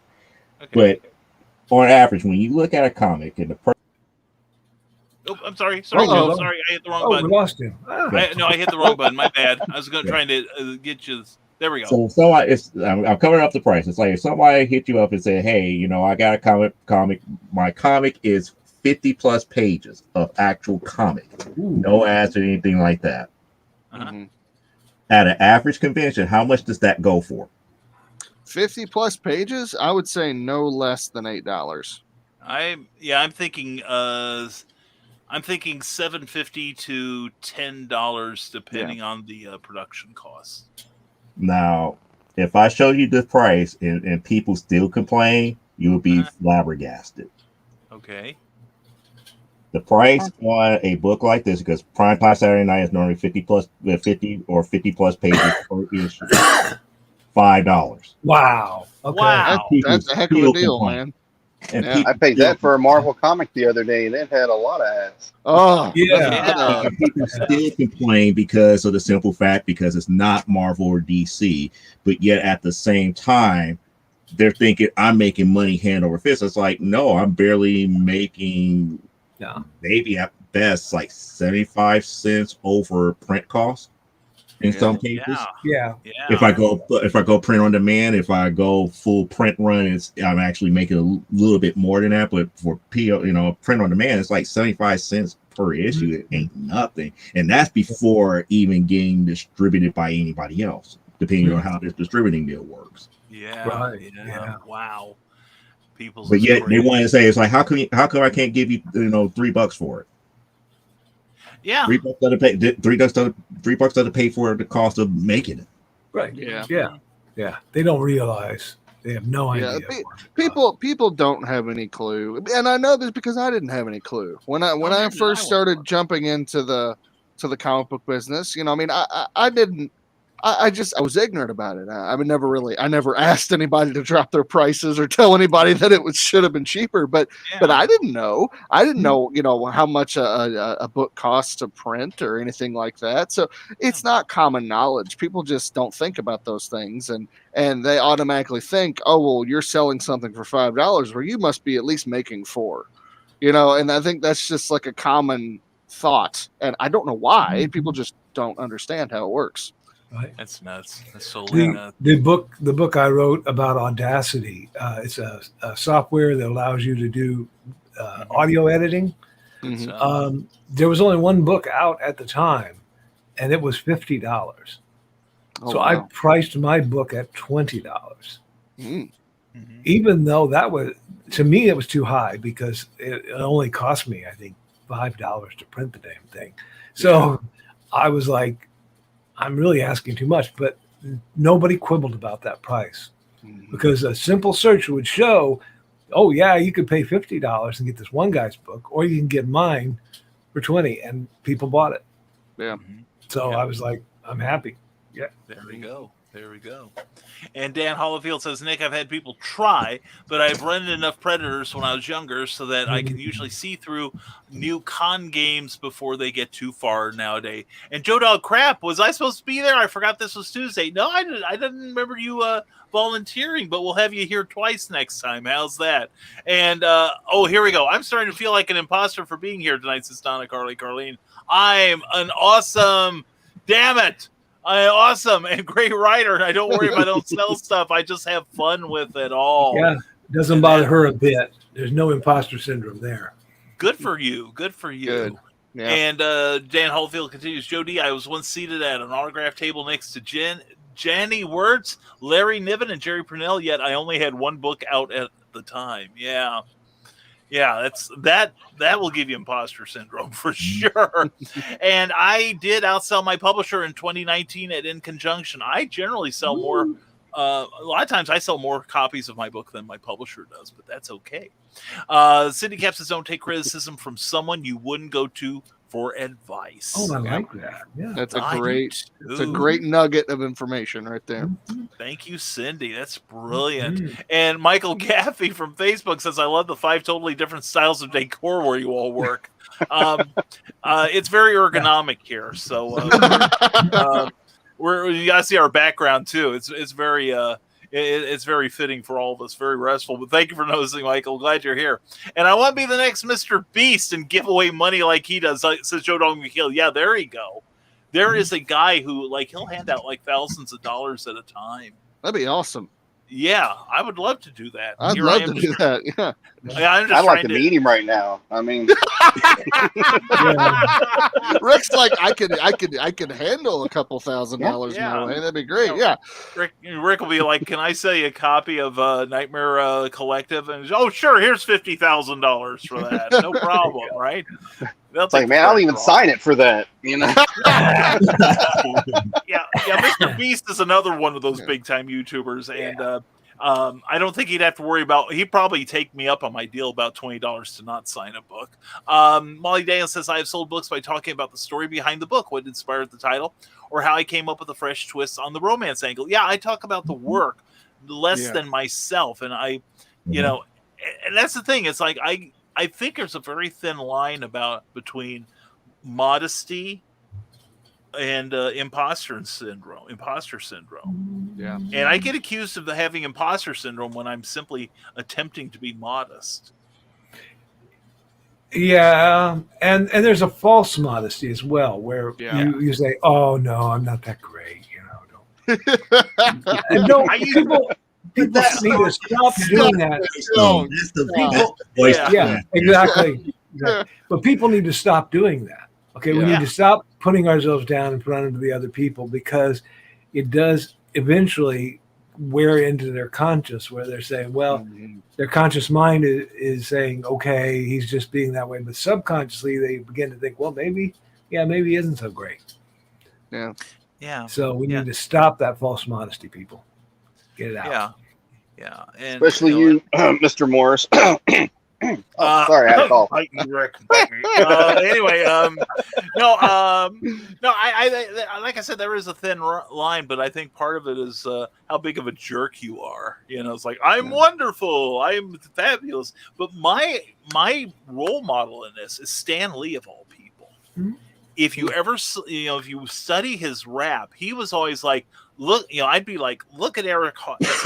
Look at the great work he's doing. Look, I'm working with Charles F. Milhouse. Did you see Rick Bradley and Clyde Hall's story in that award-winning book? Holy cats, are they awesome. Me, I'm okay.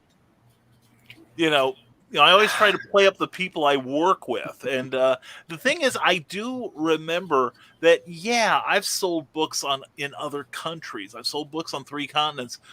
This show is creeping towards 1,000 viewers, it's just that I see all the work that's going into it. It's not just happening. It is happening because the books are happening because I write them. The broadcasts are moving upwards because I'm, wearing out another pair of knee pads, begging for people to subscribe, sort of thing. I'm creating great content because I've got you guys and other people in my circle, and I'm not trying to be flattering. That's the way I honestly feel, that you guys all do great things, and I'm, tickled that you let me exploit you the way I am. So we're just gullible. That's what it is. And don't ever change, Brian. For the love of God, don't ever change. All I know is when I got it in the white van, I was promised tacos. Yeah. Wait, I got candy. Where did you get candy? No. I got candy and kittens. That's what I got. What day did you find me? So I like to change up it's like a promotion. I like I see. The only thing I got was a rock, so I don't know. Was it a nice rock? Everybody's got their price, Joe. Donna Carlene says, talking to people is easy when you spend several years waiting table. And Pop Sands, Comics Talk with Pop Sands says, can you see the real me? Can you? Oh yeah, I get that, but I don't sound like Roger Daltrey, unfortunately.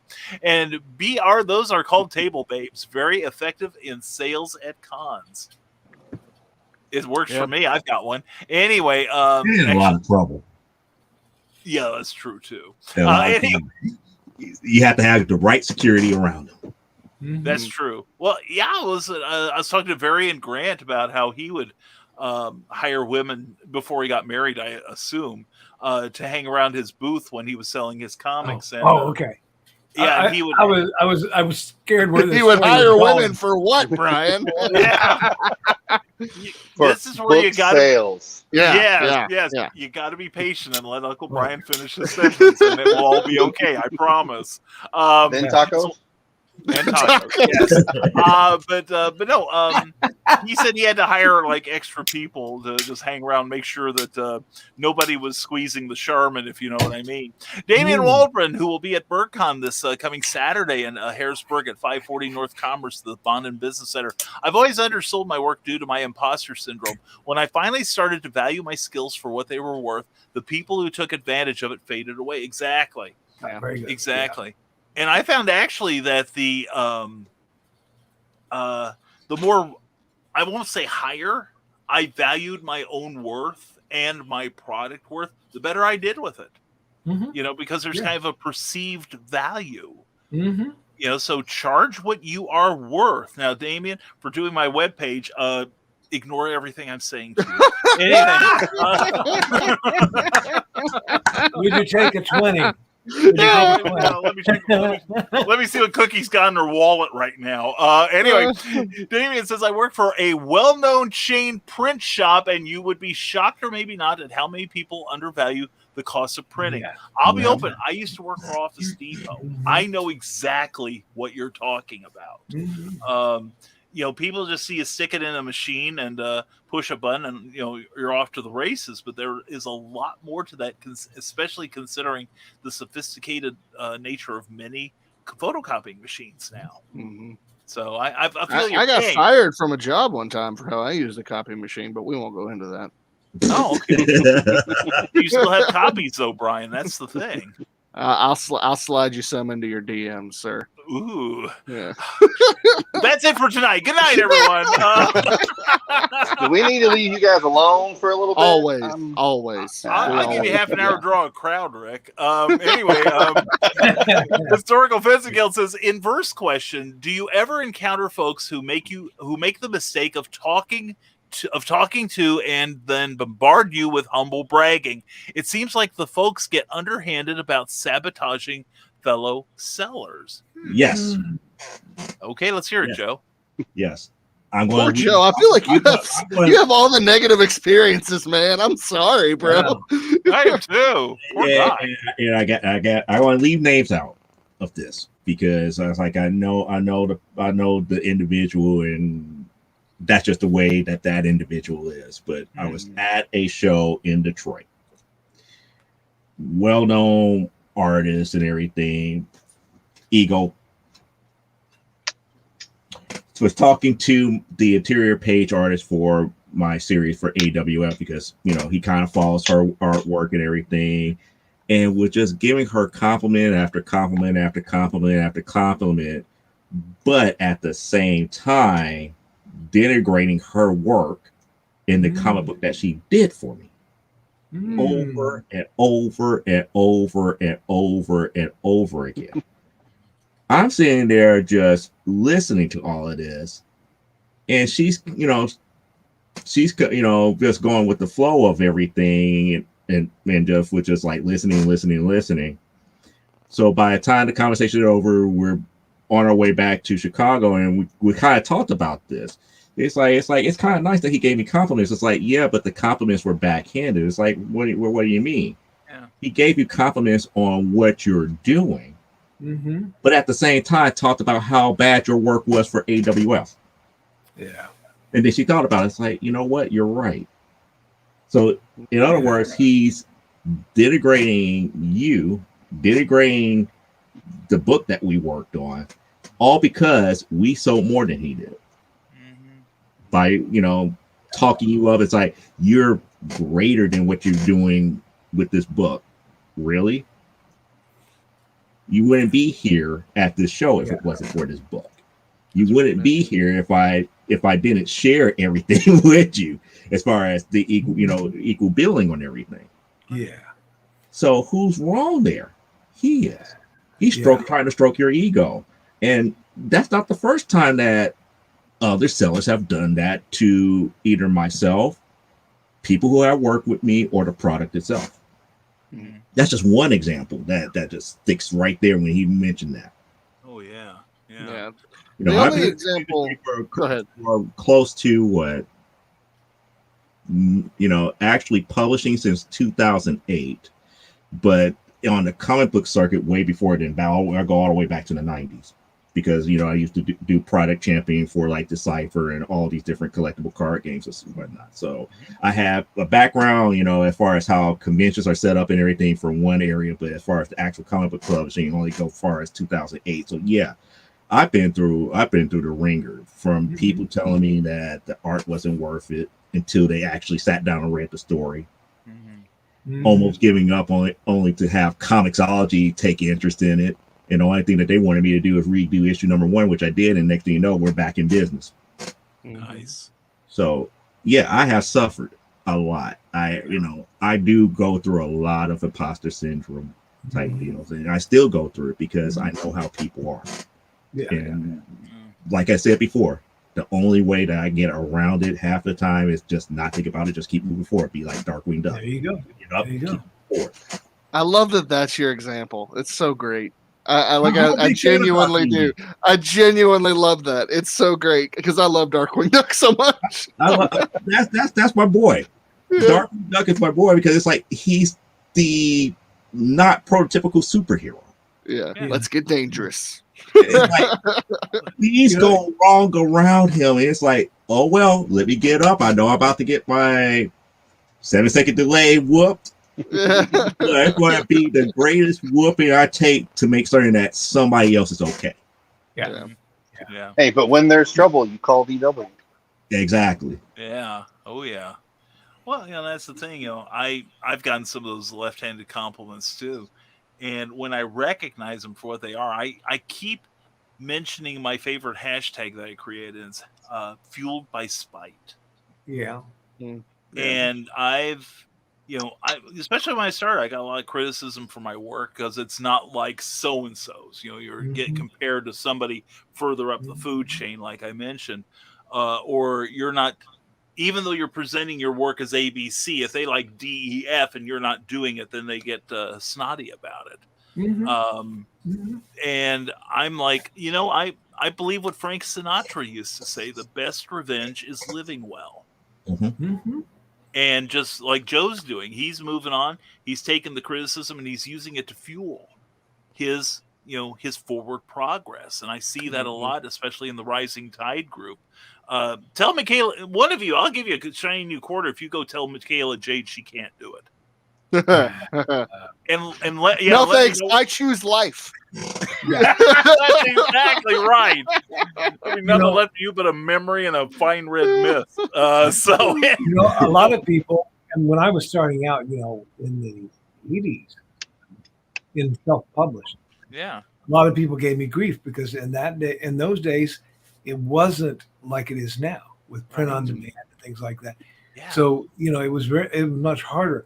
And people go, "Did you publish this yourself?" In that kind of tone. Okay. And I'm like, yeah, I did. Like Benjamin Franklin published himself. Edgar Allan Poe published himself. Stephen King even published things himself. Mark Twain published things himself. Walt Whitman. I self-published this. Yeah, what do you want to make of it? Let's still $10. Yeah, exactly. You're following red tradition is what it is. Yeah. And if anyone's like, well, why do you always self-publish? I want to make sure it gets done right. There you go. Yeah, exactly. And I tell them I want to keep more of the profit. Well, you don't want to answer to somebody that's going to tell you can't do what you want to do. Exactly. That's what it's like. I want to tell a story the way I want to tell it, and I'll choose the people. I'll choose the voices that I allow to tell me if I'm kooky or not. But I'm not going to have somebody that doesn't give a crap about my story tell me what it should and shouldn't be. Yeah, you could sell a lot more copies if you put more sex in there. Yeah. Well, thank you. Right. I know that. Yeah. And if I want to write that story, you'd be looking at it right now. Exactly. So. Exactly. Yeah. And Molly Daniels says, "Dear publisher, we're having a little miscommunication. I didn't want you to reject my work. I wanted you to publish it and pay me the $50K. Yeah, don't we all wish? By the way, I have something about that in one of the secret links of this month's newsletter. Ooh, so please sign up. 2 words: Benedict Cumberbatch. Okay. That doesn't get you open the secret links. Nothing was. The 7-second delay isn't working anymore. That didn't catch that. Yeah, probably not. Yeah. I'm a chronic Cumberbatcher. But anyway, Philip Thompson says, "Hey everyone, we use artist quotes while doing Facebook Live like Stan Lee. What do you think? Do it. Do it. And don't let anybody tell you can't." And Historical Fencing Guild, that sounds like they were headhunting her, Joe D. Could be. And here we go. Cindy Cap says the Historical Fencing Guild, that's similar to the Southern Compliment. Oh, yeah. Bless your heart. Bless your little heart. And Damian Waldron says, when there's trouble, you call me. I'm on it. That's right, by God. That's true. And Ted Davies Artistry says, Christine, his lovely wife, doesn't allow me to feel an imposter. She demands success, no failures. I got one like her at home, trust me.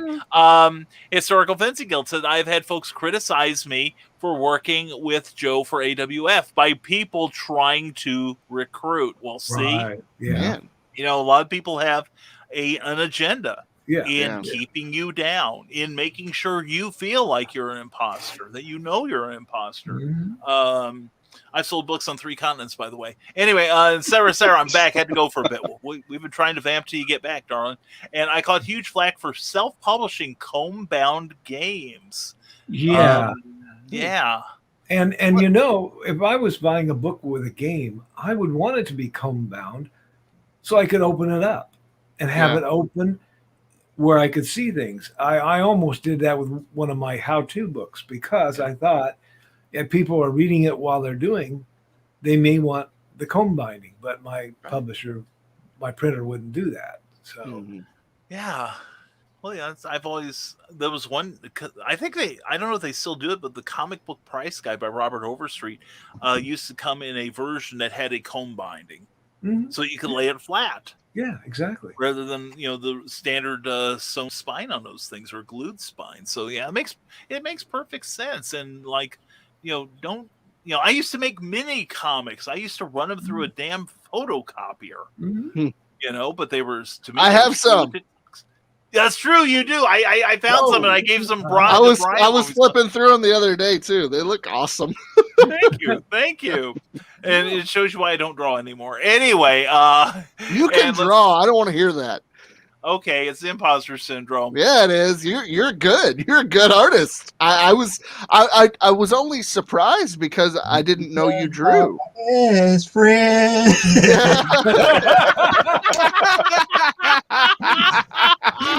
One hearted person to love. I know it. You feel it when we get together here. I'm telling you. It's just like a Philly Soul song. I'm saying it. Anyway, Dan Hollifield says, my answer to someone who tries to tell me I can't do what I do, watch me. Exactly. And Damian Waldron says, apparently Joe D knows talent. And Sarah needs to look at her email more. It's been a few months. Yeah, it might find something of mine in there. Who knows? And let's see. Molly Daniel says, I had a friend tell me to call them when I got my first or when I got my 10K advance. Otherwise, they didn't want to hear about my efforts. It's going to be a long time before I make that call. And you know what? When you get that one day, I wouldn't call them anyway. All right? Yeah. Tell them you don't work that cheap. And in the meantime, sales keep improving every year. It's like I said one time on a podcast. I was with a fellow writer. And the host asked us about validating our work, and he was going into, the love of the masses, the happy faces as they picked up his book. And I was feeling rather cynical that night. I know you're shocked. And who, you, Brian? No. But when they came to me and said, well, what validation do you get with your work? I said, Amazon sent me a royalty check 2 days ago. I feel pretty good about it. That's awesome. that might have gone to anybody else, but it came to me. And then I started looking at my reports. Amazon gives you reports on the checks you get back. Mm-hmm. And suddenly I'm noticing there's fewer gaps between, months between checks. And I'm like, oh, very good. Maybe I do have a hang of this now. Yeah. Here's another quote-worthy tidbit from Ted Davies' Artistry. Why would I allow a tree that has never bare fruit cast shade on me? Mm-hmm. Yeah, because don't you guys get most of the criticism from people who have never and would never do what you're doing so well? Normally, yeah. I don't know any creator who has given me shade. It's always from people who don't do it because they just don't understand it. Yeah. Or they're just or they're dirtbags. Yeah. Or jealous. One of the big things I would do is what they call rational emotive therapy, and you look at a person says something and then you think, oh, I feel bad for that. Okay. But you have to look at the belief that you have in the middle there, that they know what they're talking about. Yeah. Or that you value that person's opinion. And right. If some stranger comes up and says, Karl, you're fat, and I go, oh my God, I feel terrible now. Maybe I've gained a few, No, I have to look at, do I care what this random person thinks? No, I don't. So a person comes up, says you're fat. I say, okay, well, whatever. Someone walks up to me and says you're fat. I'd be like, I know where to get the best pizza. So follow me, and you can be like me. But you have to. I know he knows what he's talking about. Yeah, but you have to analyze what you're doing to yourself. You're putting it out there, and you're letting that person push a button on you. And if you don't let them push that button, and you look at that belief and say, I don't care what this person thinks because they are not in the same field I'm in. They have no idea what I'm doing. Therefore, I don't accept their judgment. Yeah. And I think move right along. When we're at shows and things, I mean, we all are aware of this. Comic cons attract a certain type of people. A lot of them are very socially awkward. They don't really know where a boundary is. And I think that's where I usually just take everything with a grain of salt. A lot of people that have come out and said rude things to me, or they probably don't even know it's rude. They probably are just like, they're like, I'm talking to somebody, I'm just going to try. Like a lot of people try to critique stuff to feel like they're, involved in the situation. So, as long as it's not like just standing there roasting me for an hour, just let them say it and move along and be done. If they're not Clyde Hall, you don't care. Exactly. But that sounds like you never truly networked at a show. But then again, I'm not certain which shows you've gone to. If you go to a major like a C2E2 or like a San Diego, right, and you truly network with people who are in the know, it's a completely different ball game. So what I'm talking about is like the next step is, are they going to help you, or are they just saying that to get you away from them? No, what I'm talking about is just like normal, like people just passing through. No, I will say this. Other creators. Oh, I mean, I love that. Is honestly, that's why I go to shows mostly, is just to see other creators and network with other people. Because first of all, I'm a people person. I love meeting new people, especially people that do the same things that I do, because it's so much fun. And I mean, I don't know how many people. I wouldn't be here if I didn't network, because it's so much fun, and you need to hear those friendly critiques for sure. Yeah. But no, I'm mostly talking about just the guy that forgot to shower for a week and walks up to you and tells you, I could draw this better than you can, and then walks away. So it's the ones that did shower for a week and then brush for a month, and then they're the one that's telling you, hey, you forgot to put the bubble here for this dialogue. Yeah. Hey, you forgot to use soap. But how many times have you guys, any of you, gone to a show and somebody who's higher up on the food chain than you are takes time and says, "Hey, I dig what you're doing." Oh, and if you don't mind, here's some advice that maybe can help you. I got a couple of good stories to tell about that. because the one that still sticks out to me the most as of today was the very first time that Neil Adams spoke to me out of the blue. There we go. That's cool. Yeah. Yeah. Just happened to walk past because it's like we're like, you know, not even 2 booths away from each other. It's like, hey, how you doing? How's it going? It's like, hope. It's like, whoa, we actually had a conversation. Then a couple years later, we actually got to literally sat down and talked. He remembers people. Like the Mhm. first time, because he and I have been in a lot of shows together. About the first time he acknowledged, you know, this sounds the first time he acknowledged me, but like we had been at a few shows together, and I passed by his booth before, you know, everything started, and I just kind of our eyes met, and he did this number. He went, and I was like, Neil Adams pointed at me because he remembered me, and then we've talked a I'm couple calling times. the police.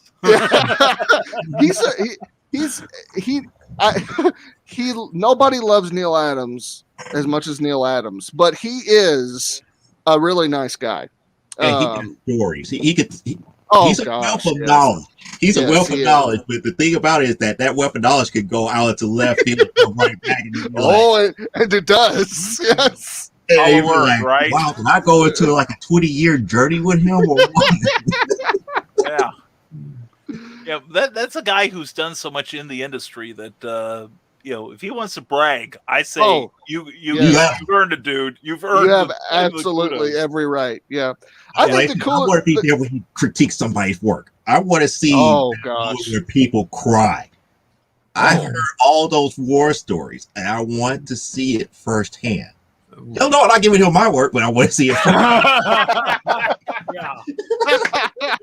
Mr. Adams, would you give me a critique on this book that I'm working Brian, put it down right now. No, Mr. Adams, why are you throwing up? Oh gosh, I'm sorry. I will say this: one of the coolest, and if he's watching this, hi. One of the coolest moments I've had. Not Neil Adams. I actually had John Celestri call me up. That's right. To talk to me about memoirs, and he gave me a really friendly critique. We talked for about an hour, and I mean, he drew half my childhood, and that was just such a cool. And now, it's weird to think of him as a peer, but like we've become friends, and like he's a really good guy, and just the fact that he took the time out of his day to do that meant a lot to me, and he brought up some really good things that helped me grow as an artist. It's one of the coolest creative moments of my life. Mm-hmm. I get it, totally get it. So, and I know Rick's had a little help. Yeah.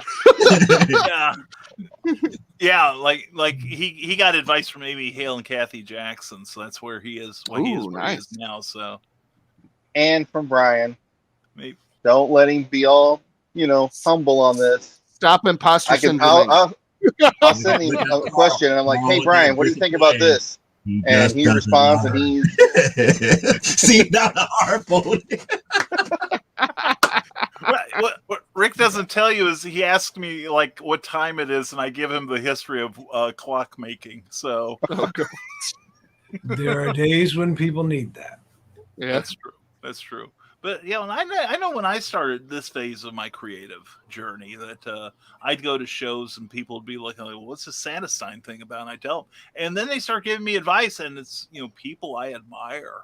Yeah. And then all of a sudden they're talking to me like like they're handing me the keys to the kingdom. Yeah. And they didn't have to. And there again, that belief. You believe in and you value their opinion. Mm-hmm. So then you take that to an action. Okay. Yeah. But a lot of things that like Ted was mentioning here and the Brian Rodman was mentioning, that person that comes up, you don't have to take what their opinion is.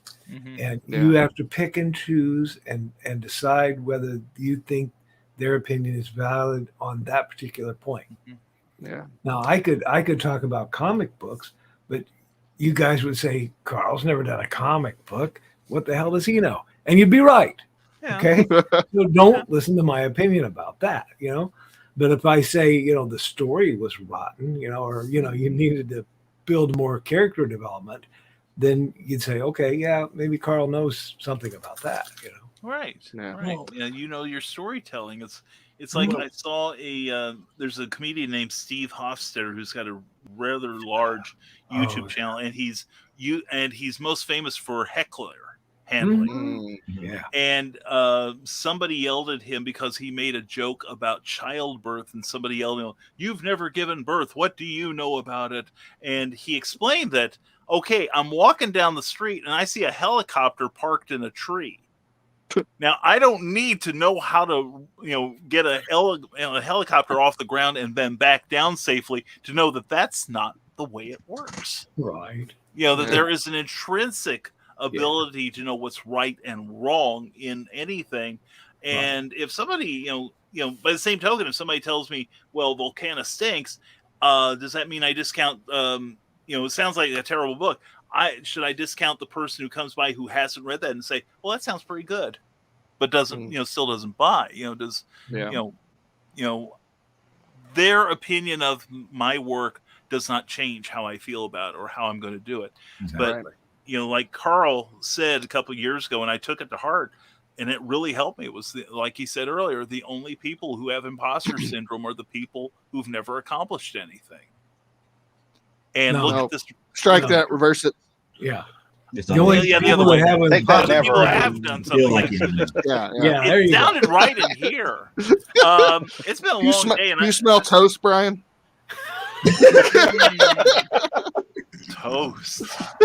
Oh no, he's having a stroke. We lost him. We lost him. Get him back. I think we have some more comments. Somebody Let's get the comments. Brian. Oh, the caffeine drip. He's not really, no joke. Where's my grinds when I need them? Sarah, someone's trying to take up all my time. What would you do with that? It's a struggle not trying to bring the party down.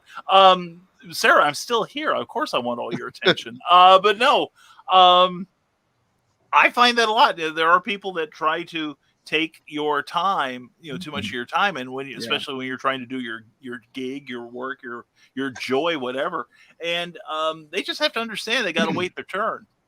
Yeah, and if they're being annoying about it, then you block them. So that's my advice. I think a healthy thing to do with everybody is to set appropriate boundaries. When if someone's just asking you a bunch of questions, I think you can politely say, help them as much as you can, and then politely say, this is all I have time for right now.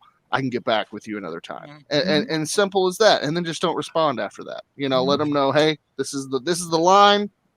I'll get back with you when I can. All your questions will be answered in the book. That's right. Or you've asked enough questions. Now we're getting into the area where I start charging for my information. Right. Yeah. Oh, they run like roaches when you turn on the kitchen light. I'm telling you. And Joe Dog McKeel says that hit me in the feels. Good job, Ted. Amen, brother. Amen.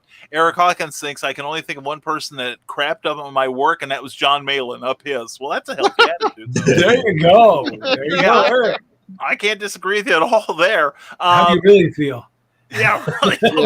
Yeah, trust me. Don't hold back, Eric. Anyway, Dan Hollifield says the sincerest form of praise for a creative artist begins with the prose, pay to the order of.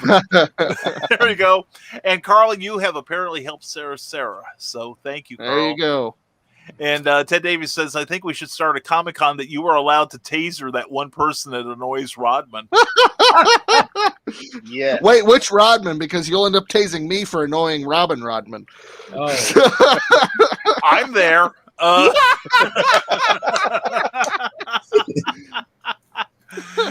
That's luck okay, will because I'd charge you probably up be and help you whoever bounce annoys off the wall. Cookie. Yeah. So, and anyway, Eric Hawkins, are you sure Neil Adams wasn't pointing out to his security? Watch this bearded giant. He's lurking. He's lurking. That's right. Oh no, he made eye contact. He smells my fear. Anyway, City Cap says, I was flabbergasted when someone told me I intimidated them. Really? Me? I can get feisty in some situations, but I'm generally harmless. So another writer and I were talking about tag teaming. at an event. He was looking for well- someone to split a table. I offered, and then it was all excuses. I didn't have as many books as him. I had 16 to his 20. Then it was my cosplay wasn't up to speed. At first, I thought he was just rude. Then I wondered if he was fighting imposter syndrome or if I somehow intimidated him. But he sells way more than I do at events. So, There could be some intimidation. It could be something more than that. Yeah, it could be something more He's than not that. cool. That's true. That's true. Yeah, there could be a number of Yeah. reasons why. I can't think of any good ones. Although I know that maybe Cindy he could likes break me with Cindy. just a glance. Yeah. Maybe he likes Mm-hmm. Cindy and he's afraid. Yeah. That could be. Maybe. That's what I was understand originally thinking. Yeah. That could be. Maybe All the guys agreed. That's what it is. He has a crush Yep, on you, Cindy. that's Yep, it. yep. Yeah. it's got to be it. Yep. So you just say, I'll hold back 4 of my books. It's okay. I want you What? here. You say it like Next that. Cindy's gonna get in the mail those little paper things that people used to make in class, where it was like, make it Yeah, choice and yeah. flip over. Oh, will you date me? Okay. Yes or no? And I'm going to get a very rude email. It's like what not to do Yeah. by Brian K. Moore, because I knew and this would happen. And it's going to be all over her newsletter. Yeah. That's Yeah. right. That's right. He probably gazes at the newsletter and goes, but I do that anyway. But anyway, Sarah says, speaking of history of clockmaking, just be downstairs in my house at the top of the hour. Yeah, she's got about 400 clocks in her living room. That's I've amazing. been there. It is cool. And it takes, they're all set to the same time, but somehow it still takes about 15 minutes for them all to stop ringing.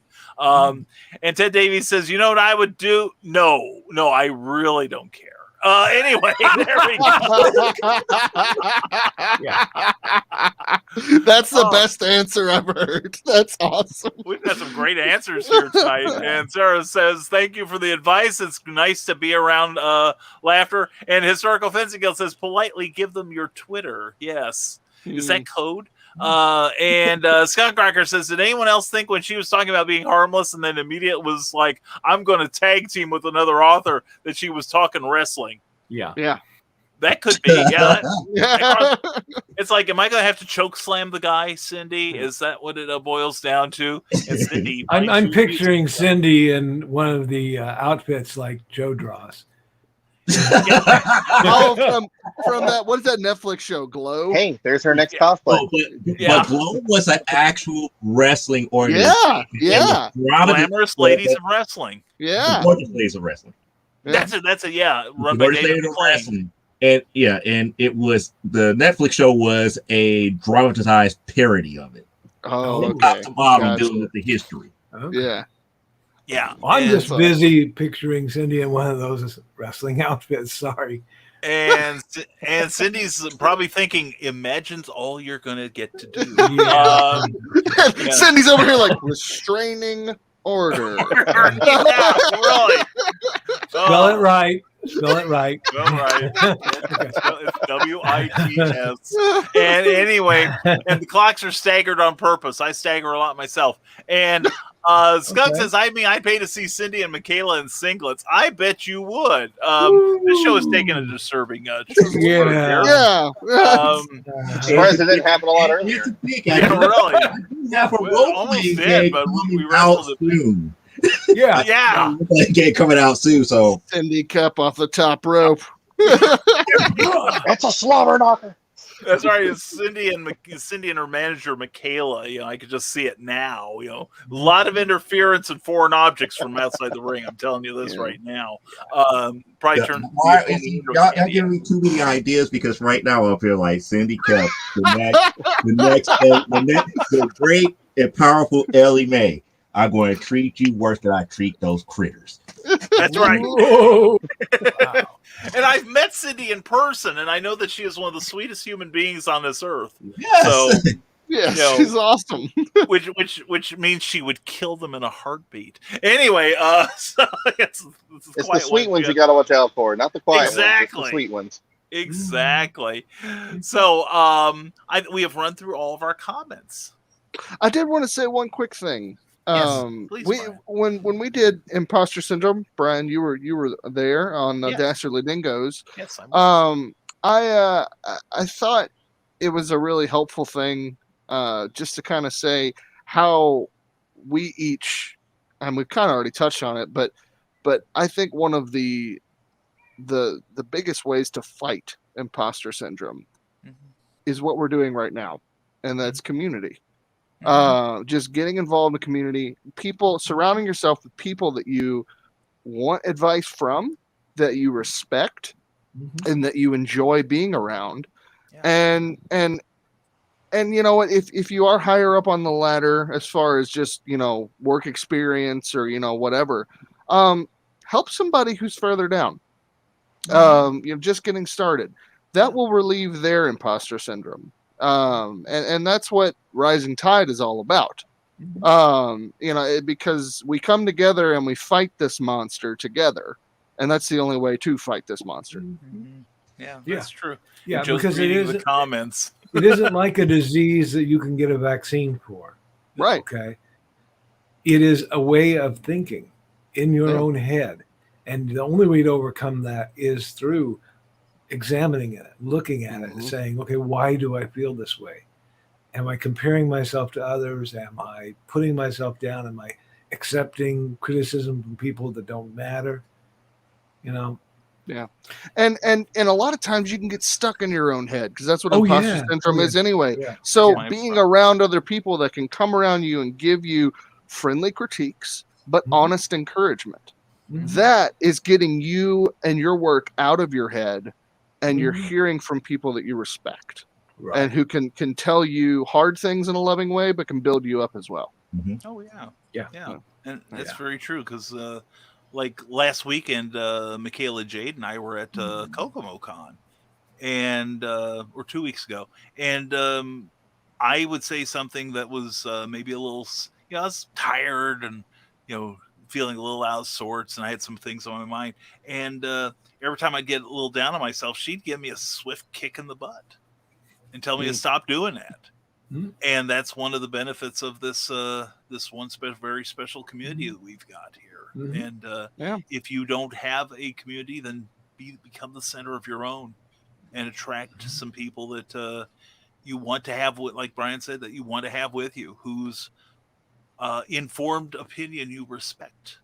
And they're out there. And if you believe it enough, you'll find yourself attracting those people. I firmly believe it. So we have a few more comments. I have to get to this one because I know that Joe saw it. And Cindy Cap says, I don't have enough real estate to fill out the costume Joe draws. That's about as discreet a way as all I'm thinking of is Monty Python quotes right now. Well, yes. All I can say is it's more location. Exactly. And just look at it this way, Cindy. Dynamite comes in small packages. You are 3 Mile Island. Okay. Ooh. How's that? And Sarah's got to take care of this. Just please keep me in your thoughts. We'll do, Sarah. Sure thing. Lots of courage to you, hon. And keep me posted. Historical Fencing Guild says, buy the AWF RPG and you guys can RP Cindy and Michaela as a tag team. Brian, you and me. What do you say? All right, dude. Let's do it. Are there little figurines? Yeah, there we go. We gotta have little figurines for it too. Action figures. Yeah, action figures. And Cindy, oh my, Eric gets in touch with his inner George Takei, and Sarah, crap. Definitely keep us posted on this. Let us know how we can help. And I can attest to Brian living his sentiment. He's done it for me many times as Damian Waldron. Well, hey, man, Damian is rising up, and this dude really is he's doing some great things. I have this right here. Oh, yeah. And more on the way for Memoirs of an Angel. Stay tuned. So yeah, Damien's super freaking talented, guys. Like, he makes toys, he does websites, he makes comics, he does a radio program. Like, dude's just all over the place. So Yeah. look out, he's coming for us. Seriously, if you want to see a really nice website, There you go. I'm say that with all sincerity. It is beautiful. Good. And Historical Fencing Guild says Imposter Syndrome can be like spite. I know I am not on par with this group, but since somehow I got in, I am obligated to try to get up to that water line. Dude, you wouldn't be in this group if you weren't up to your own water line. Yeah. All of our water lines are different. I smell a lie there. I smell a lie. Yeah, I agree. You're up here with some of the stuff that you taught me that I thought I knew about role-playing games and engines and how to build certain things and what I was thinking. No, never discount yourself. It's like everybody has a specialty, and that's one of the things that draws people to you. It's like, if you know what you know beyond what everybody else does, that makes you special. And like I said, it's like our tag team wrestler right now. You're Pops Racer, I'm Speed. I'm supposed to make your car look good. Nice. Very cool. Gospel, Nick. Take it to heart, because I believe in you too. And Sarah says, thanks for being there. Sorry for talking about something negative. No. Not at all a problem. You're among friends, I promise. And we're going to keep it that way.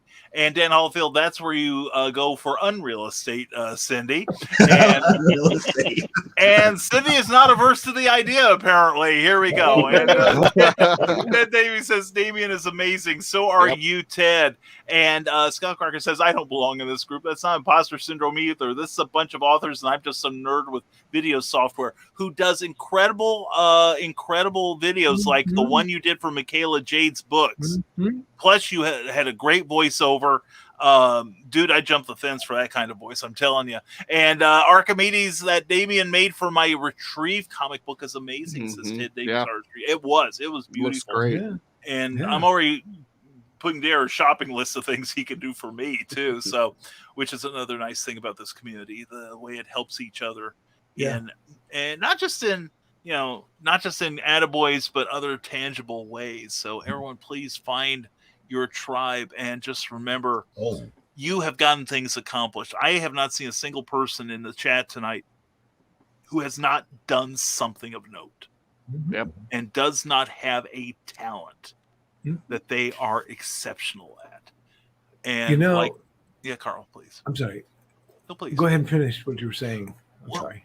I was going to say that everyone here has that talent, and we just have to remind ourselves that we have done things. If nothing else, we've started projects that a lot of people just talk about, and we have finished projects, which is where the real place where the rubber hits the road. And you sell your stuff. I look at the stuff, and I say this in all sincerity. I look at a lot of you, and what you do inspires me as well.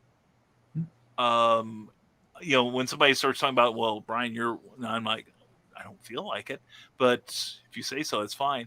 And Rick's something happened with him, but I have to run. I just realized I'm 14 minutes late for another engagement here. Oh shit, I'm sorry, man. I'm sorry. I am so sorry. It's not your fault. It's like I thought I scheduled it just right, where it's like we were in on time, but I keep forgetting we always go over. Did you forget where you were? We don't do nothing on time here. I made other people aware that I might be late. So for those who want to know where I'm at, you can catch me on Facebook. You can catch me at our company website, which is cgcstudios.com. Make sure that you hit me up on my show here on the Rising Tide, called From the Depths of the Small Press Publisher, every Saturday at 9 p.m. Central Time, 10 p.m. Eastern. This week, I believe the person that I have had canceled, so we're probably going to make this episode more of a review show, if anything. But if you want me to do more of the Ask Joe, I might turn into an Ask Joe. So if you want another Ask Joe episode, start hitting me up now and tell me, do another Ask Joe, or else it's going to be a comic book review session here. I already got the comic books lined up that I'm going to review. It's probably going to be some things that you probably haven't seen from crowdfunding, as well as a couple of things that you could pick up at the comic book store. So thanks so much, Brian, for having me on here. Thanks Thank you, Joe. everybody for talking about this, and everybody that's out there in the comments. Thank you so much for kind of having me here and talking about the things that have been playing me. And yes, Karl did help me a little bit, but no, I still have to go with Darkwing Duck. I have to every time I get hit by it, I have to get back. Good. Understand. That's We good. all gotta have our That's personal good. Jesus, you know what I'm saying? Yeah. Anyway, just like the song says. But anyway, Joe, thank you for being here, my brother, and you have a good time on your next show. Okay. All right. All right. Good night, Bye. Joe. Thank See you, ya. brother. And taking You know his who place, doesn't? Sorry, I was gonna say, Yeah, you know who hey. doesn't? Who doesn't suffer from imposter syndrome at all? Exactly. Luna. Luna. Yeah. She'll Luna she'll is- make you feel imposter syndrome. I guess Gods By her rarely very suffer from it. presence.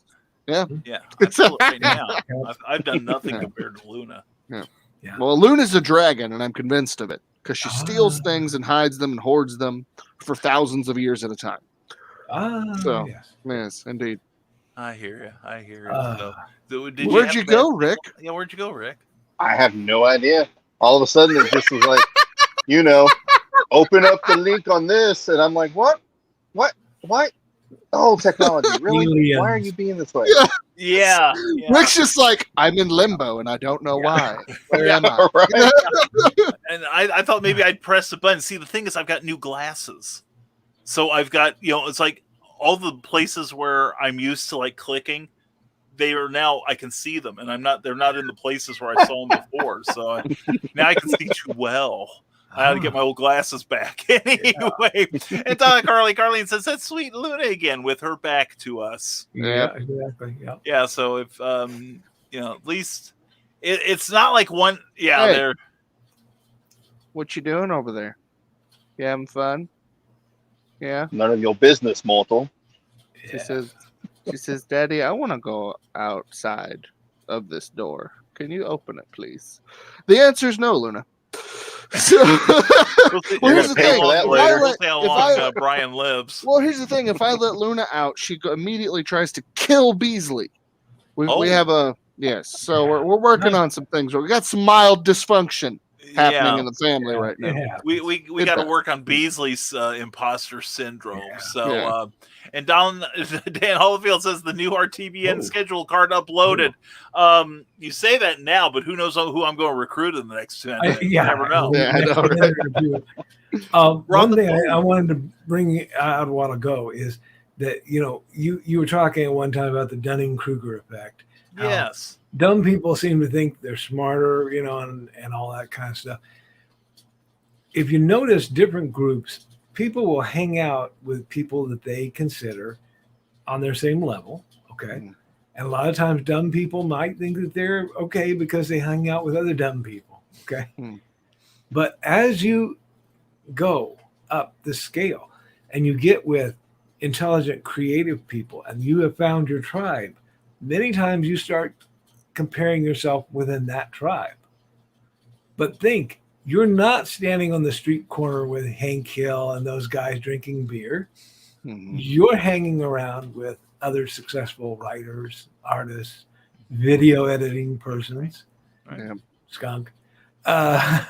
Who are also called producers, Skunk. So Exactly. that's actually an accurate title for it. Jeremy Yeah. Woodring, one of the best producers I've ever met. Yeah. Exactly. And- It is an art. And, as you find yourself around those people, don't, compare yourself and put yourself down on that group. You've risen quite a bit in this just by doing something like Brian said. And, as people rise up, if you were a nuclear physicist and you were put in with other nuclear physicists, you can't be comparing yourself and saying I'm wanting and these guys are going to find out I'm an imposter and no. Yeah. You just got to do your part of the physics and be happy. That's right. Yep. Exactly. Well said. Well said. So I think it's time we wrap this up. What do you say, gents? Sounds good to me. So we can get to the after show. Anyway, then we can really cut loose. Yeah. Oh, yeah. The stuff you people don't get to see. Because we don't want to have this up. We all run to the hail pail first.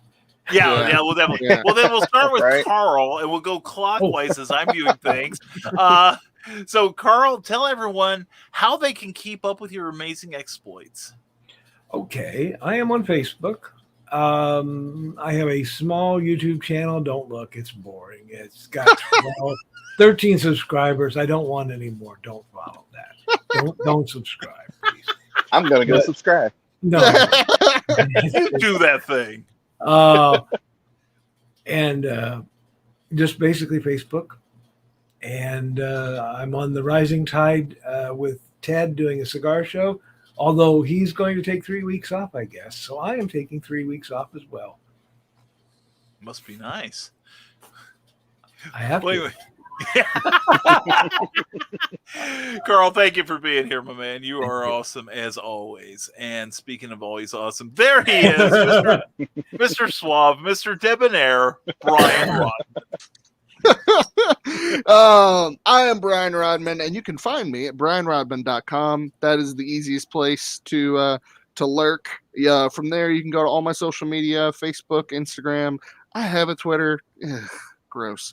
But it'll take you to my Patreon as well, and it's got the latest for latest news of Kickstarters that we're running, as well as all of the copies of Memoirs of an Angel so far, including the trade paperback. And in about a month, you'll be able to get this online as well if you haven't already. So that's it for me. It's been a great show. Thanks for having me on, Brian. Oh, Brian, it's always a pleasure to have you on here, brother. You are awesome. You're amazing. And speaking of awesome and amazing, there is the one, the only author, Rick Bradley.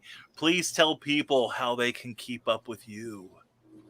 Well, I do have a Facebook. You can search author Rick Bradley and be able to pull up my page. I also have a Twitter. I'm at midnight42, but night is spelled with KNIGHT. And I'm usually on there, I don't know, trolling people that really, really take themselves way too seriously. You can also find me on Amazon. I do have a Bitly address for that. And after you do Bitly, it's the /RBradley42. And I am starting up a Patreon. Still trying to figure out exactly what I want to do with it because, I want it to be perfect. And I'll still complain about it afterwards. Be like, I don't know why I'm doing this, but, it's going to get there. There you go. Just tell everybody I put you up to it. There we go. It's Blame it Brian's on fault. Brian. It's the Hashtag usual. it's Brian's fault. Hashtag it usually is. Anyway, thank you, Rick. Thank you, guys. Thank you all very much for being here. And thank you all for your comments. And Joe Dog, I'll send you the link. Hang on. Anyway, and Ted Davies, in closing, Ted Davies says, great show. I'm not an imposter. I'm the real Ted. Thanks, gang. Thank you, Ted, for being here, brother. And check out his great shows on the Rising Tide Broadcasting Network. And City Gap, thanks for hosting Adventure. Much fun was had by all. Have fun storming a castle. Cindy, mwah, thank you for being here. CKOEPP.com for the best newsletter and the wonderful, wonderful website. Please check out her books too, and also check out Bear Publications, where you can get her very first comic book, Animali #1. It is open to universal rave, so please check it out. All right, and check Cindy out because she's amazing. And thank you for being here. Thank you all for being here. Appreciate you all. Big thank you to Plasma Fire Graphics for sponsoring this episode. Plasma Fire Graphics, when the look of your book matters to you.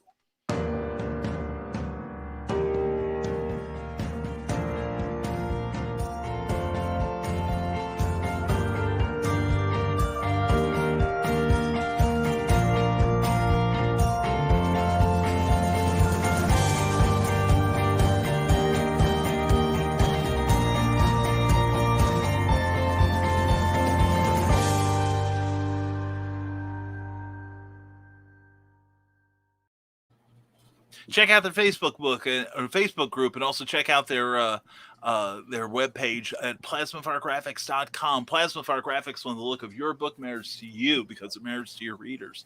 And also what matters to us is the Rising Tide Broadcast Network. Take a picture of this and say goodbye to it because we're making changes to it already. That's what we do around here. Anyway, please check out our shows. We've got 7 days a week worth of entertainment and information for you tomorrow morning. I will lead off the day at 10 a.m. with Never Mind the Furthermore. And don't forget tomorrow night, Ted Davies will be joined by myself on the Truth Mongers, and we're going to discuss Atlantis. I'm really looking forward to that. And also, if you like what you see here, check me out along with Brian Rodman, Clyde Hall, and Eric S. Hawkins on Comic Book Spectrum every Thursday night at 7 p.m. Eastern, 6 p.m. Central. We talk about funny books and why they are so much fun. And also, we want to thank our Patreon subscribers. Patreon is a monthly subscription service where you can support your favorite creators directly with a small monthly stipend. And all these people have their own Patreon pages, so please support them also. But most of all, come support me because you're helping keep this show on the air. Check out what I'm offering you in return at www.patreon.com/Brian K. Morris. And so that's all that we've got. We hope we've helped you tonight with your imposter syndrome. If you ever have any issues with that, please reach out to us and we will do what we can to help you. But if you've gotten anything out there, if you've started and finished something, then you're already way ahead of the game. All right. So anyway, folks, thank you very much for watching this episode of Clever Title Pending. We'll be back next week with another great panel, and we'll see you tomorrow morning on Never Mind the Furthermore and Thursday night for Comic Book Spectrum. So as always, stay smart, stay safe, wash your hands, and never apologize for being awesome. Have a great week, everyone. Take care.